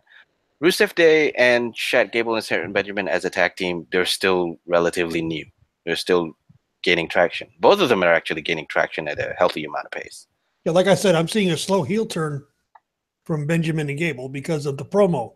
Yeah, but would that even equally make the turn for Rusev Day be a babyface, or would they still be a heel with the ambassador Aiden English singing and Rusev Day just going Rusev Day? Probably. I mean, Rusev's getting over as he's getting face pops now too. So I don't know. Yeah. I mean, like you said, the whole line between face and heel hasn't really been defined as of yet. So no, I can't really see that much about it. But going in for this match, Usos, New Day, Gable and Benjamin, and Rusev Day, I think Usos retaining. Foregone conclusion. Yep, that's what I see. Yeah, and considering the fact that based on rumors and whatnot, there's not going to be any title changes, of course. The only title change that we might see is in the U.S. title. Yeah, if that happens. I heard that rumor. Oh, you're back. Your microphone was cutting out pretty bad today. I know. I don't know what's wrong with it. You might have to buy a new one. This is a new one. I've only used it 4 or 5 times, and on your podcast. Don't yell at me. Don't yell at me. Hey, Hey, easy there. All We right. have one more. We have one more. It's okay. I'm picking on you too. Okay, I'm just picking back. I know you are. If I didn't pick on you, you wonder what was wrong. I think you were really mad at me. That is the truth. Anyway, Even Senju-san knows that. If I'd have stopped picking on him, he'd be like, "Okay, are you mad at me?" I think everyone who stopped picking at people would go that way. I think, not just me. The one I pick on most relentlessly in the nightly, we both know who that is. That's Metal Matt. Yep. Him and I go round and round. Somehow. And of course, it's gonna revolve around. I'm sorry. Why are you sorry for? I don't know. I'm just sorry. Still, sorry. That's one thing. Oh, he does that way too much, and I'm like, don't worry about it. Damn it. He's just so apologetic. But I think that's his gimmick. Being sorry. Yes. The unapologetic heel. The apologetic heel, not the apologetic heel. Yes, the apologetic heel. I'm sorry. Why are you sorry for it? I don't know. I'm just sorry. See, I'm just sorry. I just feel sorry right now. Why are you being sorry? And how many times have you seen me tell Matt, shut up? Countless times. I can't really remember. I usually err on the side of politeness and just go, okay, fine. Not being mad, just okay. That's it. Anyway, I digress. We have one more stuff to poke. One more match on the card to poke, and that's for the WWE Championship title. AJ Styles is champion versus Jinder Mahal. With the Singh brothers. Which is surprising to me, actually, considering. Yeah. How okay, the question I have is the over-under on how many big bumps the Singh brothers are going to take. Ambrose Ali, you go first. How many bumps will they take?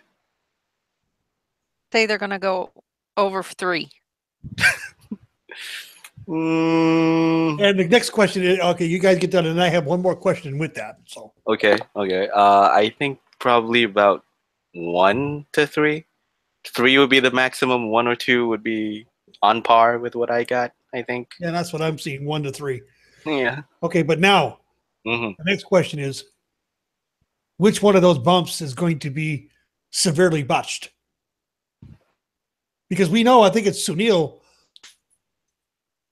got dropped on his head by Randy Orton because he over-rotated on a bump. Yeah, I saw that. Yeah. I think it's going to be Sunil again. Odd question to ask, but I think it's going to be him again. I'm just going to say it out on a limb and just go, it's going to be Sunil. I used to work with the Sunil, and he was a nice guy. Why? I worked for a Sunil, and he said, well, we all know what he is. Well, AA doesn't know. Her Sunil is a nice guy. Your Sunil is an asshole. You said that, I didn't. I didn't know. I didn't know your Sunil, so I can say whatever I want about him. That's it. But okay. And then there's Sunil Singh there, who then there's Samir Singh. That seems to always screw up a botch of freaking spot where he can get himself severely hurt.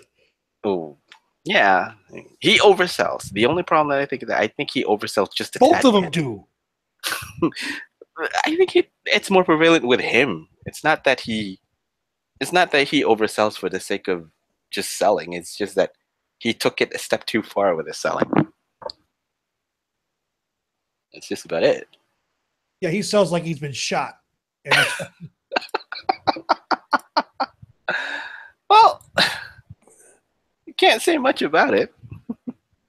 That's the thing. We all know it's the truth. He sells like he's been shot in the head. And I think both of you would laugh endlessly when he sells the shit out of anything, even a khalas for that matter. Even if Jinder Mahal botched his khalas, he'll sell it, oversell it for that matter. Yeah. Oh, how cool would it have been? Now, this is really fantasy booking here for a second, as I'm going to go on a small tangent. I'm going to go off the rails for a second. Sure. Let's say we didn't have the AJ Styles versus Brock Lesnar match just recently. What if we had the Jinder Mahal versus Brock Lesnar match, and the Sunil brothers get F5'd. Or the Singh brother gets F5'd. How much overselling would Sunil have done? He would have been buried with Michael Cole's shoe.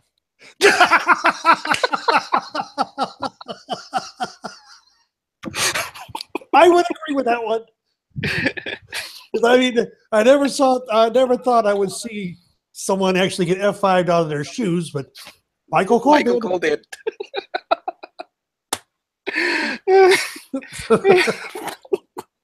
3 times.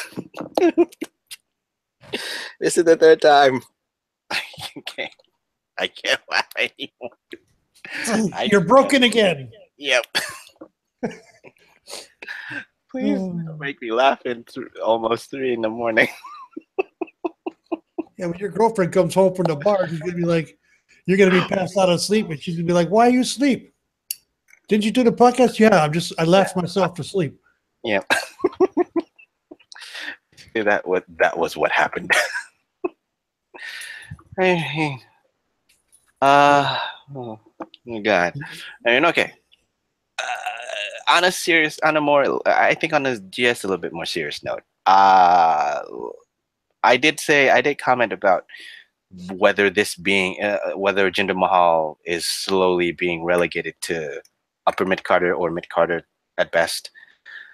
If he loses, and I think he'll lose against AJ Styles, this is going to be the nail in a coffin that is going to be decisive of the fact that the Jinder experiment is dead and buried, much like Michael Cole's shoe.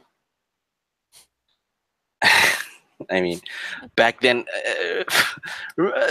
and need I remind you too that back then, about like 3 or 2 months ago, we were talking about the possibility of Jinder Mahal still holding the title, even going into New Delhi when WWE is going to visit India for the whole house show over there. What a change that what a change that would have happened, huh?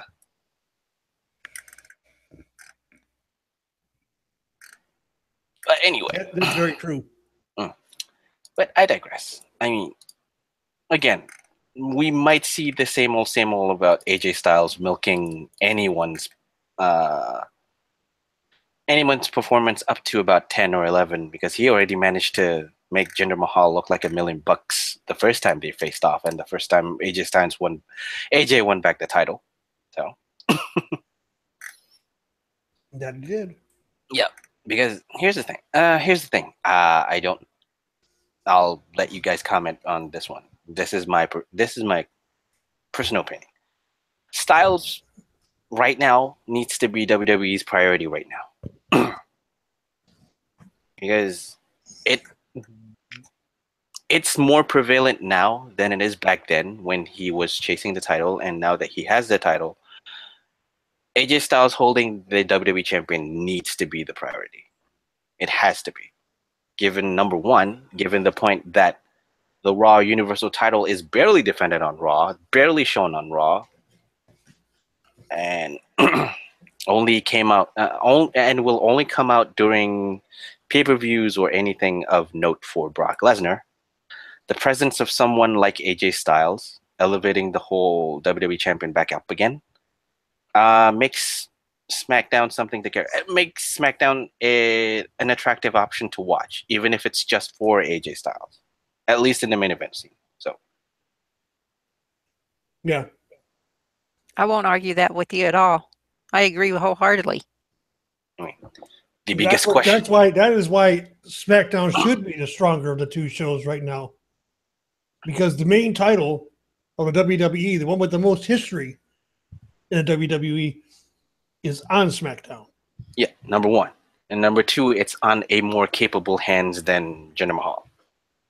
Not that we're decrying the whole Jinder Mahal thing being a dud or Jinder Mahal is a failed experiment and all together. Let's not forget, both these guys, both of your hosts right here, both of us were the proponent agreements of the whole Jinder Mahal being WWE champ for the first time. Yep. We're the ones in agreement. Taker, even more so, he gets flack for it. Boy, did I eat flack. Yeah, you did. But With ketchup?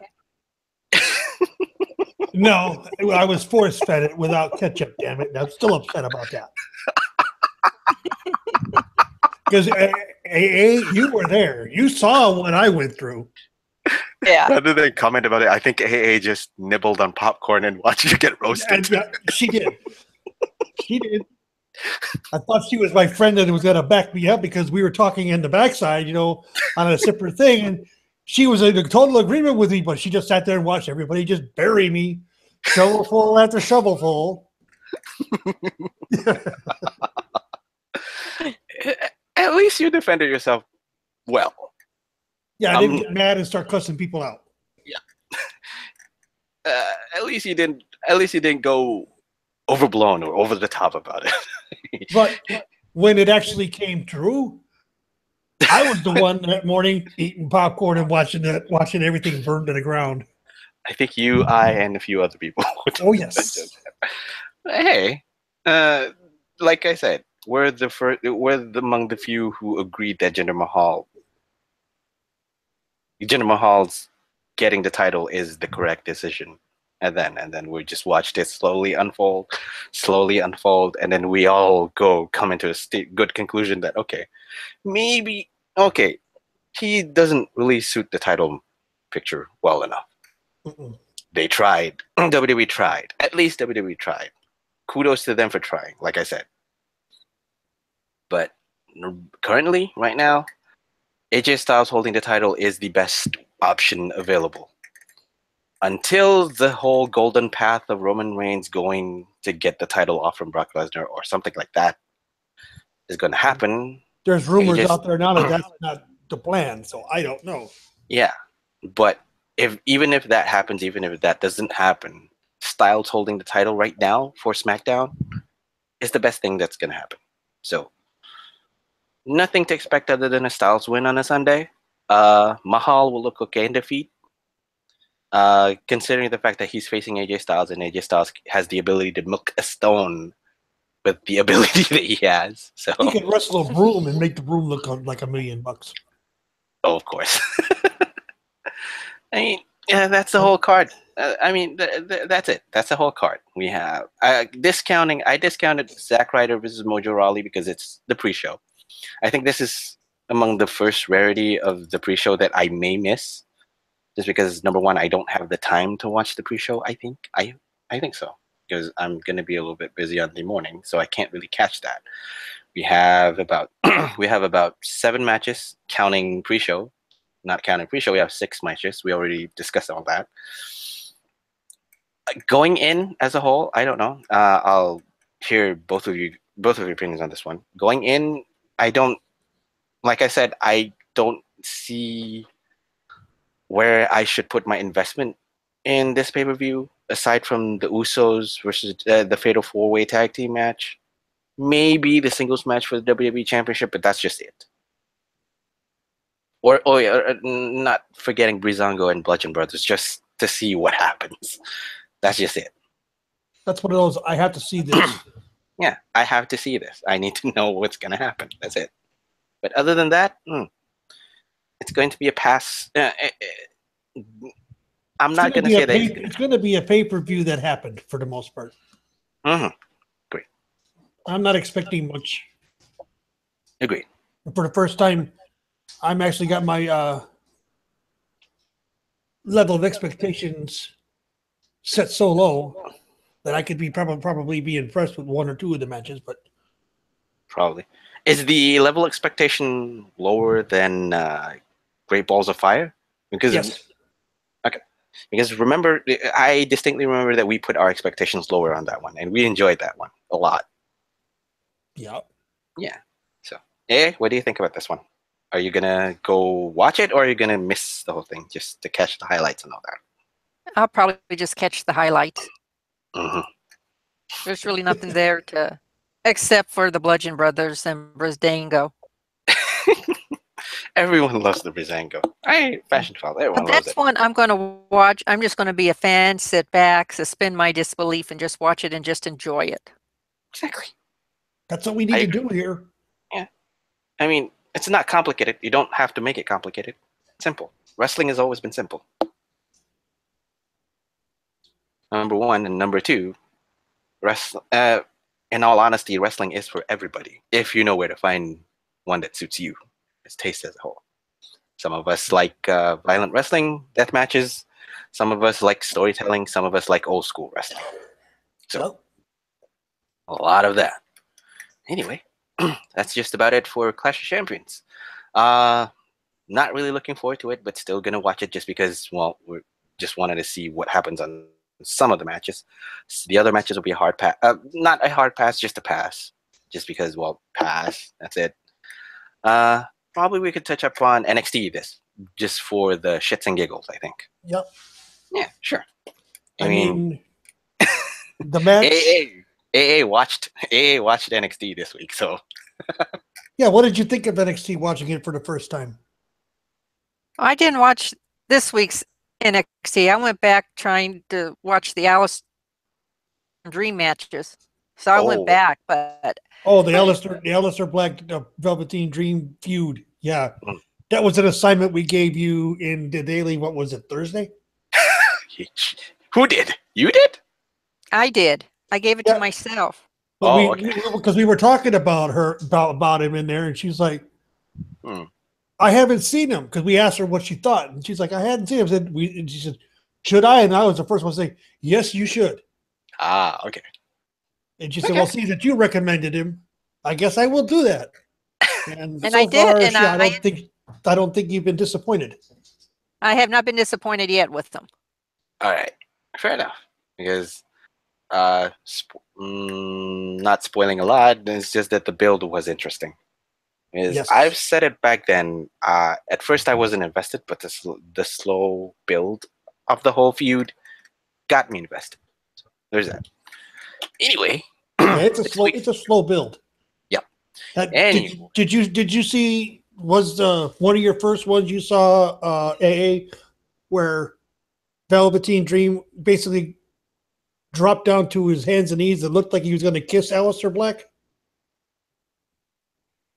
I haven't seen that one.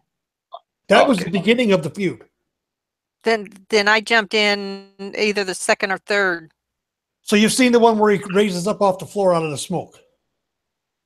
Dream does. That one I saw. Okay. That was just before. That was just before Takeover. Yeah. That's the last. That means you have one more thing that you skipped back. You just need to take a few steps back. I can do that. Yeah. I can't remember what episode. It's just trying to find it on the network is. I think it was the week before that one or 2 weeks before that one. So yeah. Anyway, I digress. This week for NXT has been fun, to be quite honest with you. Even though with the appearance of one Mr. Average, I digress. I do not hate the guy. I just think he's Mr. Average. That's it. Although I do not hate the guy. Although on this week's edition of NXT, Mr. Average looked like $1 million. Yep. Fortunate to say, yes, he does look like $1 million. Of course, considering the fact that he's and why did he look like $1 million? Aleister Black. Yep. And we've not really seen Aleister Black work from underneath. Nope. Because usually we've seen from the matches that we have seen Aleister Black in, he's the one who leads. Yep. In the dance of the wrestling machine, Aleister Black in most of the matches that he has been portrayed in, he's the one who leads the dance, rather than following the dance. So yeah. But when he was facing Adam Cole this week for the #1 contender match qualifier, of course, yes, Aleister Black beats Adam Cole, and he worked from under. He's the one who was following Adam Cole's pace, for that matter. Of course, like I said, again, I don't hate the guy. I don't hate Adam Cole. I just think that he's average. The only thing that is of note is of his vocal prowess and charismatic, just basically his promos, just words. His wordplay is wonderful, He's ever vocal throughout the bout. He's he's always the one taunting. He's always the one yelling, screaming out catchphrases. That's it. And then finds himself on the receiving end of a high knee. That's it. Yep. Which I liked. Anyone who can kick What do you got for me? What do you got for me? Black mask. That's it. That's it. What do you think of that finisher, AA? I know you've seen it. Oh, that is an awesome finisher. The whole roundhouse kick to the jaw. I mean, it's a beautiful roundhouse kick. It is, and it's protected. My roundhouse kicks look that nice. Huh? Come again? Roundhouse kicks would look that nice. Wait, you practice any form of martial arts? Taekwondo. Oh, what belt? What belt? AA? Right now I'm at high yellow, going for my green. That's awesome. That's awesome. Great. How long have you been practicing? I've been practicing on and off for about 7 years. Wow, that's good. That's awesome. That's great, actually, to be honest with you. And someone who has experience for 7 years in Taekwondo can't contend against Alistair Black's beautiful roundhouse kick. I think he could do well. No, I would. Hey, it's not a bad kick, but it's not as beautiful as Black's. Well, now you have something to strive for. A beautiful roundhouse kick. Probably it will make your mark to working to that green belt. It could be. Who knows? That's true. I mean, back to the whole thing quickly. The whole story about this one is that the Undisputed Era teammates Kyle O'Reilly and Bobby Fish was banned from ringside by NXT General Manager William Regal. Of course, that makes Cole having to go into the match alone with no protection, with no backup, basically. So the only thing that he relied on was, well, his running mouth. Yes, exactly. He trash talk he trash talk, and it ultimately cost him dearly. It was smart booking, in my personal opinion, despite him losing. I like him losing anyways, personally, in my opinion. Outside from personal opinion, storyline-wise, it makes sense. Some sections of the fan would argue that showing Cole's singles match loss in NXT is kind of sort of like a mistake. But here's the thing. My eyes, it just solidifies the story that Adam Cole can't win on his own. He needs O'Reilly and Fish to back him up. That's it.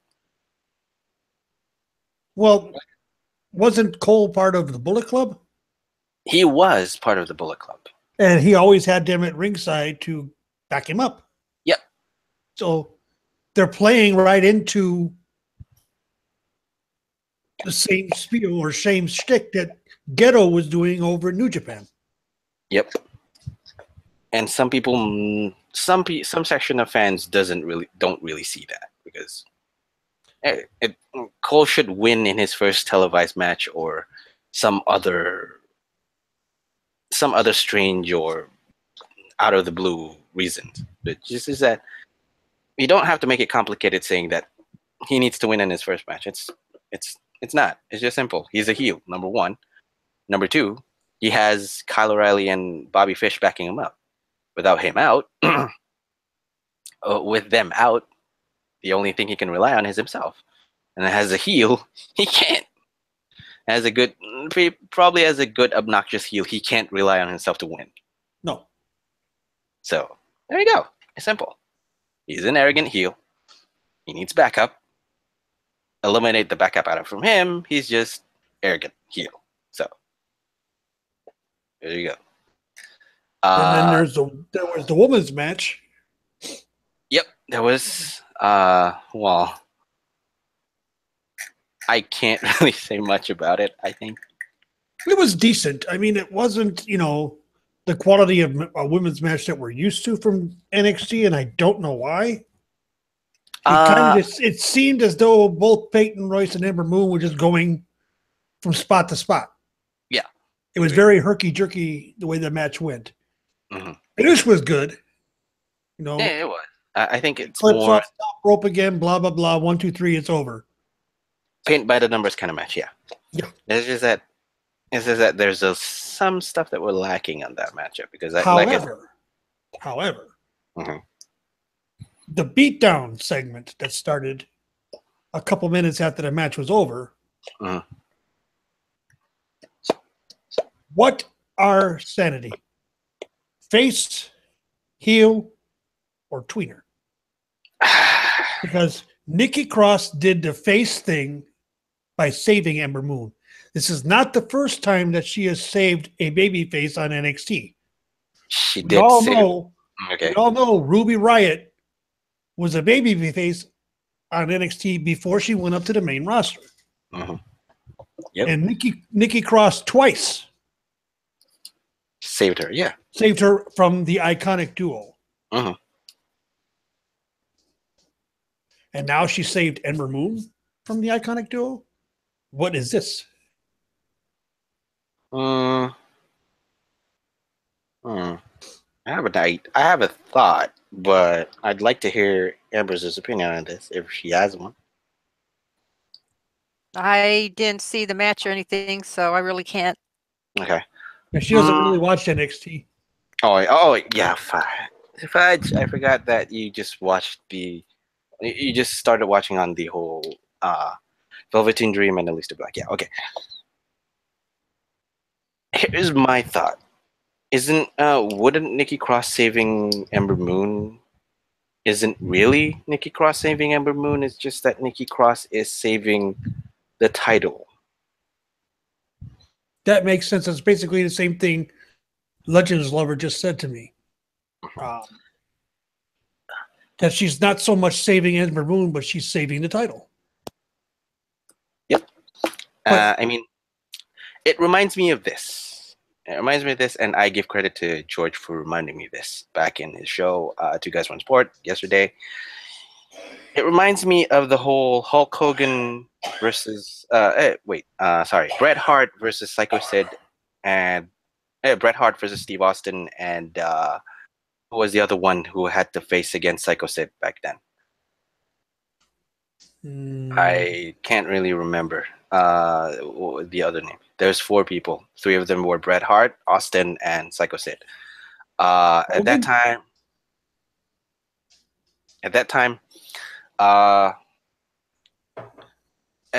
they were they were interrupted in both of these matches. Anyway, in both of these matches, there were interference from both Psycho Sid and Steve Austin because they wanted to retain the title on the original person that was there, so that when the matchup comes, it's more or less Psycho Sid facing off for the title. I see that kind of connotation play off a little bit more with Nikki in this one, to a lesser extent, because and I'm just positing, probably in Nikki Cross's mind, she can beat Ember Moon for the title rather than beating Peyton Royce for the title, because Peyton Royce has a partner in Billie Kay. As strong as Nikki Cross is, she can't play off the numbers game.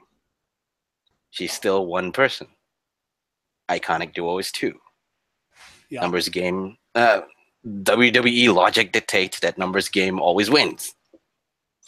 For some odd reason. It makes sense. Yeah.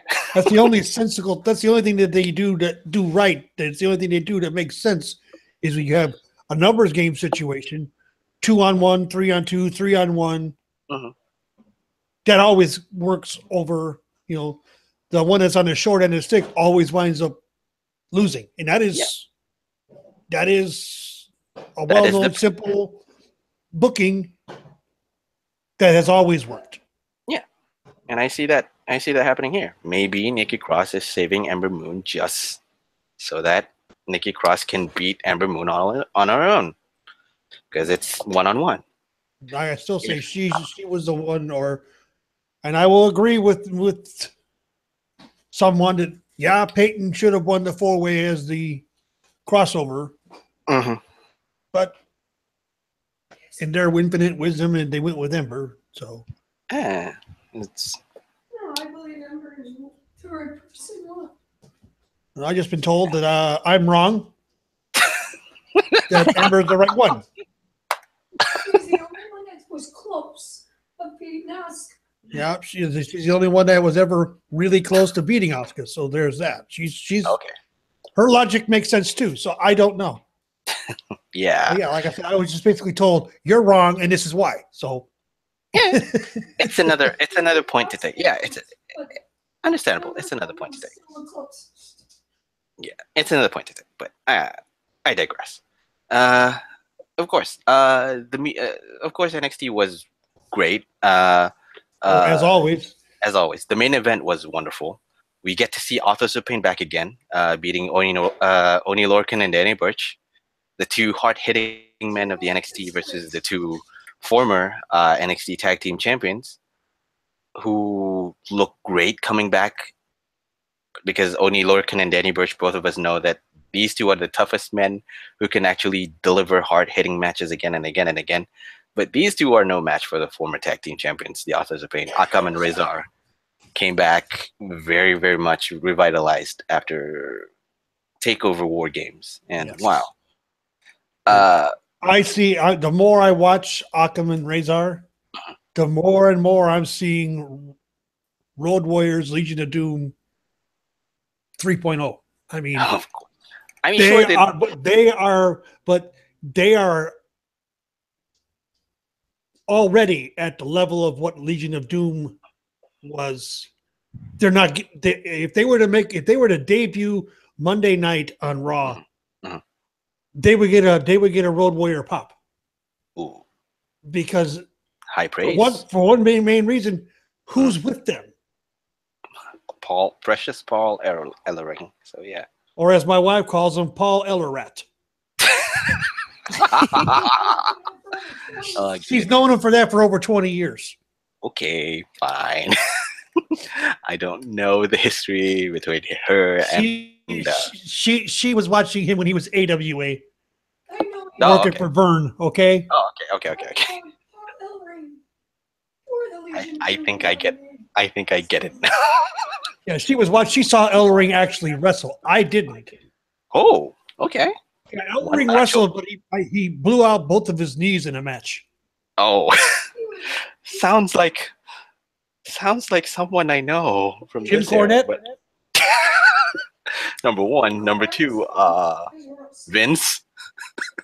Well, he didn't wrestle. It's just that he comes into the ring and then blew out both his legs and he can't stand up. Yeah, he blew his quads out. Yeah. Okay. One praise I can give Authors of Pain, because I haven't seen them since War Games. These two are dominant. Basically, these two feel like they are the cornerstones of the brand. Say what you want about both Sanity, currently the NXT Tag Team Champions, and the Undisputed Era of Bobby Fish and Kyle O'Reilly. These two have been front and center at every single thing that NXT Tag Team division has been going through. Even with the changes, even with the whole thing, these two are still the constant of the tag team division. They're the cornerstones of the brand. They've been prominently featured for the better part of last year, I think. Mm-hmm. And this presentation of them and their televised return back to NXT is the right call. And they're only going to go up and up from this one. Yep. Of course, the other cornerstone that I would like to touch is Andrade Almas versus who has a match today with Fabian Aichner, because he threatened to spoil Cien Almas' first match since winning the NXT Championship at TakeOver War Games. It highlights Fabian Aichner, who impressed in the early moments of the match, showing a little bit of aggression, but then again, the champion showed the aggression back again.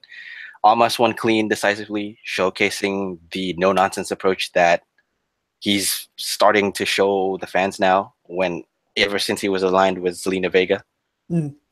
He's no nonsense. This is a business-like approach. I'm just doing business. That's it. Done. Over and done. Who's next? It's a perfect kickoff for the show, basically. Yes, it was. Yeah. And like I said, all of the matches were good.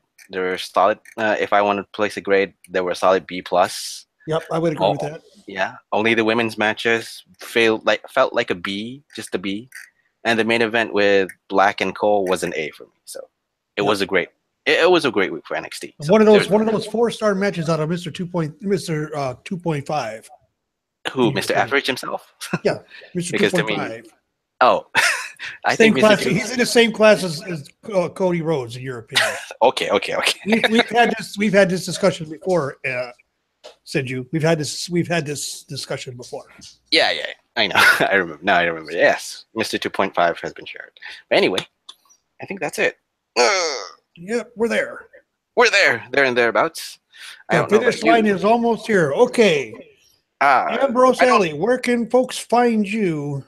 Oh, and don't forget to plug your up-and-coming thing, too. Yes, you must plug your show. You have the Violent Wrestling Podcast. Yep. Oh. And it will hopefully will be coming soon. Mm-hmm. Frustrating, but I can't wait to get it going. Okay. But you can find me on Twitter at Lady Rashana. Mm-hmm. Or you can find me on the daily at Ambrose Alley. Yay. Which she is always the infamous one, always getting pets and shits and giggles. So there's that. Join her. She talks. And pouncing everyone. Yes, and pouncing everyone as well. Either pouncing or tackle hugging. Yep, pouncing or tackle hugging. She likes to do both of them. Probably not at the same time. That's going to be a difficult thing in my head, but I digress. Take her. Get out of the gutter. Damn it. Okay, getting out of the gutter right now. Where can I find you, Taker? They can find me at _Minion on Twitter. I'm in the daily most days. I'm in the nightly every night right now because of my work schedule. Yep. Oh, I hear you may or may not be getting a new person on a job. Yeah, we might. Nothing's definite. I'm hearing rumors. I don't see my boss that much. Okay. Fair enough. All my stuff is secondhand. All right. Anyways. We also have where can they find you? They can find me on Twitter at BeckyGotBank666. I am finally active back again after getting myself into an audit nightmare. It's nothing serious, nothing too troubling. It's just that there's a lot of work going in as we get audited. So there's that. You can also find me on the daily as well as the nightly. Hopefully I can actually be more active nowadays, considering that, number one, it's close to Christmas season. It's time for you guys to hang up the Christmas decoration, find the trees and all that. Of course, you can also find us, both of us, TakersMinion and Mr. Dr. Senju as well, on Shootin' the Breeze official Twitter. It's Shootin' the BREEZ1. Because some stupid mofo just took Shootin' the Breeze and never really did anything about it. Damn bastards. Anyway. And we have all our podcasts that we promote here. We have of course we have Two Guys One Sport on Thursday nights at 9. I think it's 9 o'clock Eastern. 9 o'clock Eastern. Yes. Yeah, 9 o'clock Eastern. And then on Friday nights, we have Fizzy's Wacky World of Wrestling with Sal Cusimano. That starts at 8 p.m. Eastern. You have us, of course, on Saturdays. And Friday nights also, one podcast drops that we know of. That is Conrad Thompson and Bruce Pritchard's podcast called Something to Wrestle on MLW. He also, the MLW Radio Network, he also does another podcast called What Happened When with Tony Schiavone. And I'm not exactly sure what day that drops. We also have Keep It Up to Kayfabe, Not Your Demographic, and I'm sure I missed one or two. Yeah, you miss Rudo Radio as well as, we're going to have to promote Bitter Boys Club as well with Brand. That sounds like a brand new one.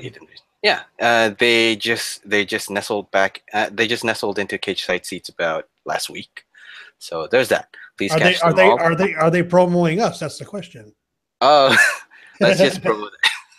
Let's just promote them for the sake of promoting them because we have to. It's the shilling product. So. Yes. And please catch something to wrestle with Bruce Pritchard and Conrad Thompson this week, because they have interviewed Edge, former Rated R superstar and former WWE wrestler and WWE Hall of Famer. They had tons of fun, and it was an enlightening. It was an very, very interesting listen to. So please catch that. Anyway, this has been episode 24 of Shootin' the Breeze.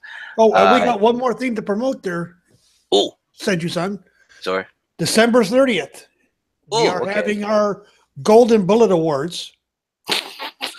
That is... I can't believe I suggested that. it works. So that, either you're on a bullet straight to the top or on a bullet down to the bottom. Oh, okay. That's, we're doing best and worst stuff. So okay. The bullets are either upward or downward. Oh, okay. So there's that. If we actually have that show, we've convened a panel. Mm-hmm. It's going to be ourselves, MDS and myself, Fizzy and Sal. From Fizzy's Wacky World of Wrestling. Fizzy Wacky World of Wrestling, and Two Guys, One Sport, both Crazy Chris and Curtain Jerker. So we're all going to be on there. We're all going to be doing, saying who we have for this year. Yep. And as always, you could tweet us or tweet the show, and we will consider your application, your suggestions. Sure. I mean, okay. Catch us all on Twitter. Catch us on YouTube. Give us like, comment, subscribe, anything. Anything could happen, because we're just fans shooting the breeze about wrestling, basically. Yeah. Like I said, this has been Shootin' the Breeze, episode 24.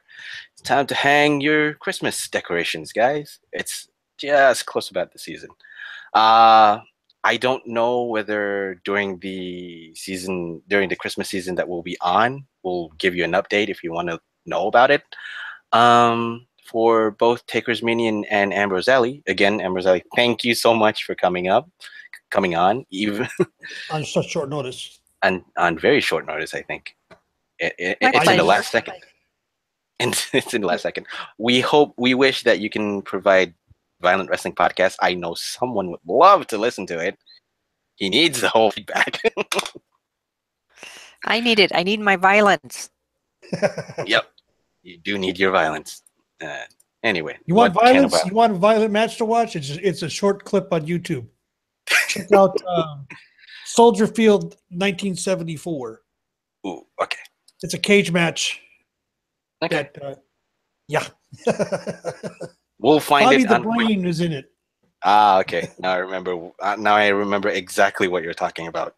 Yeah. You talked about it once. Anyway, this has been episode 24. Like I said, for both TakersMinion and Ambrose Alley, I am Mr. Senju, and we bid you adieu until next week's episode. Bye. See you guys. Adios.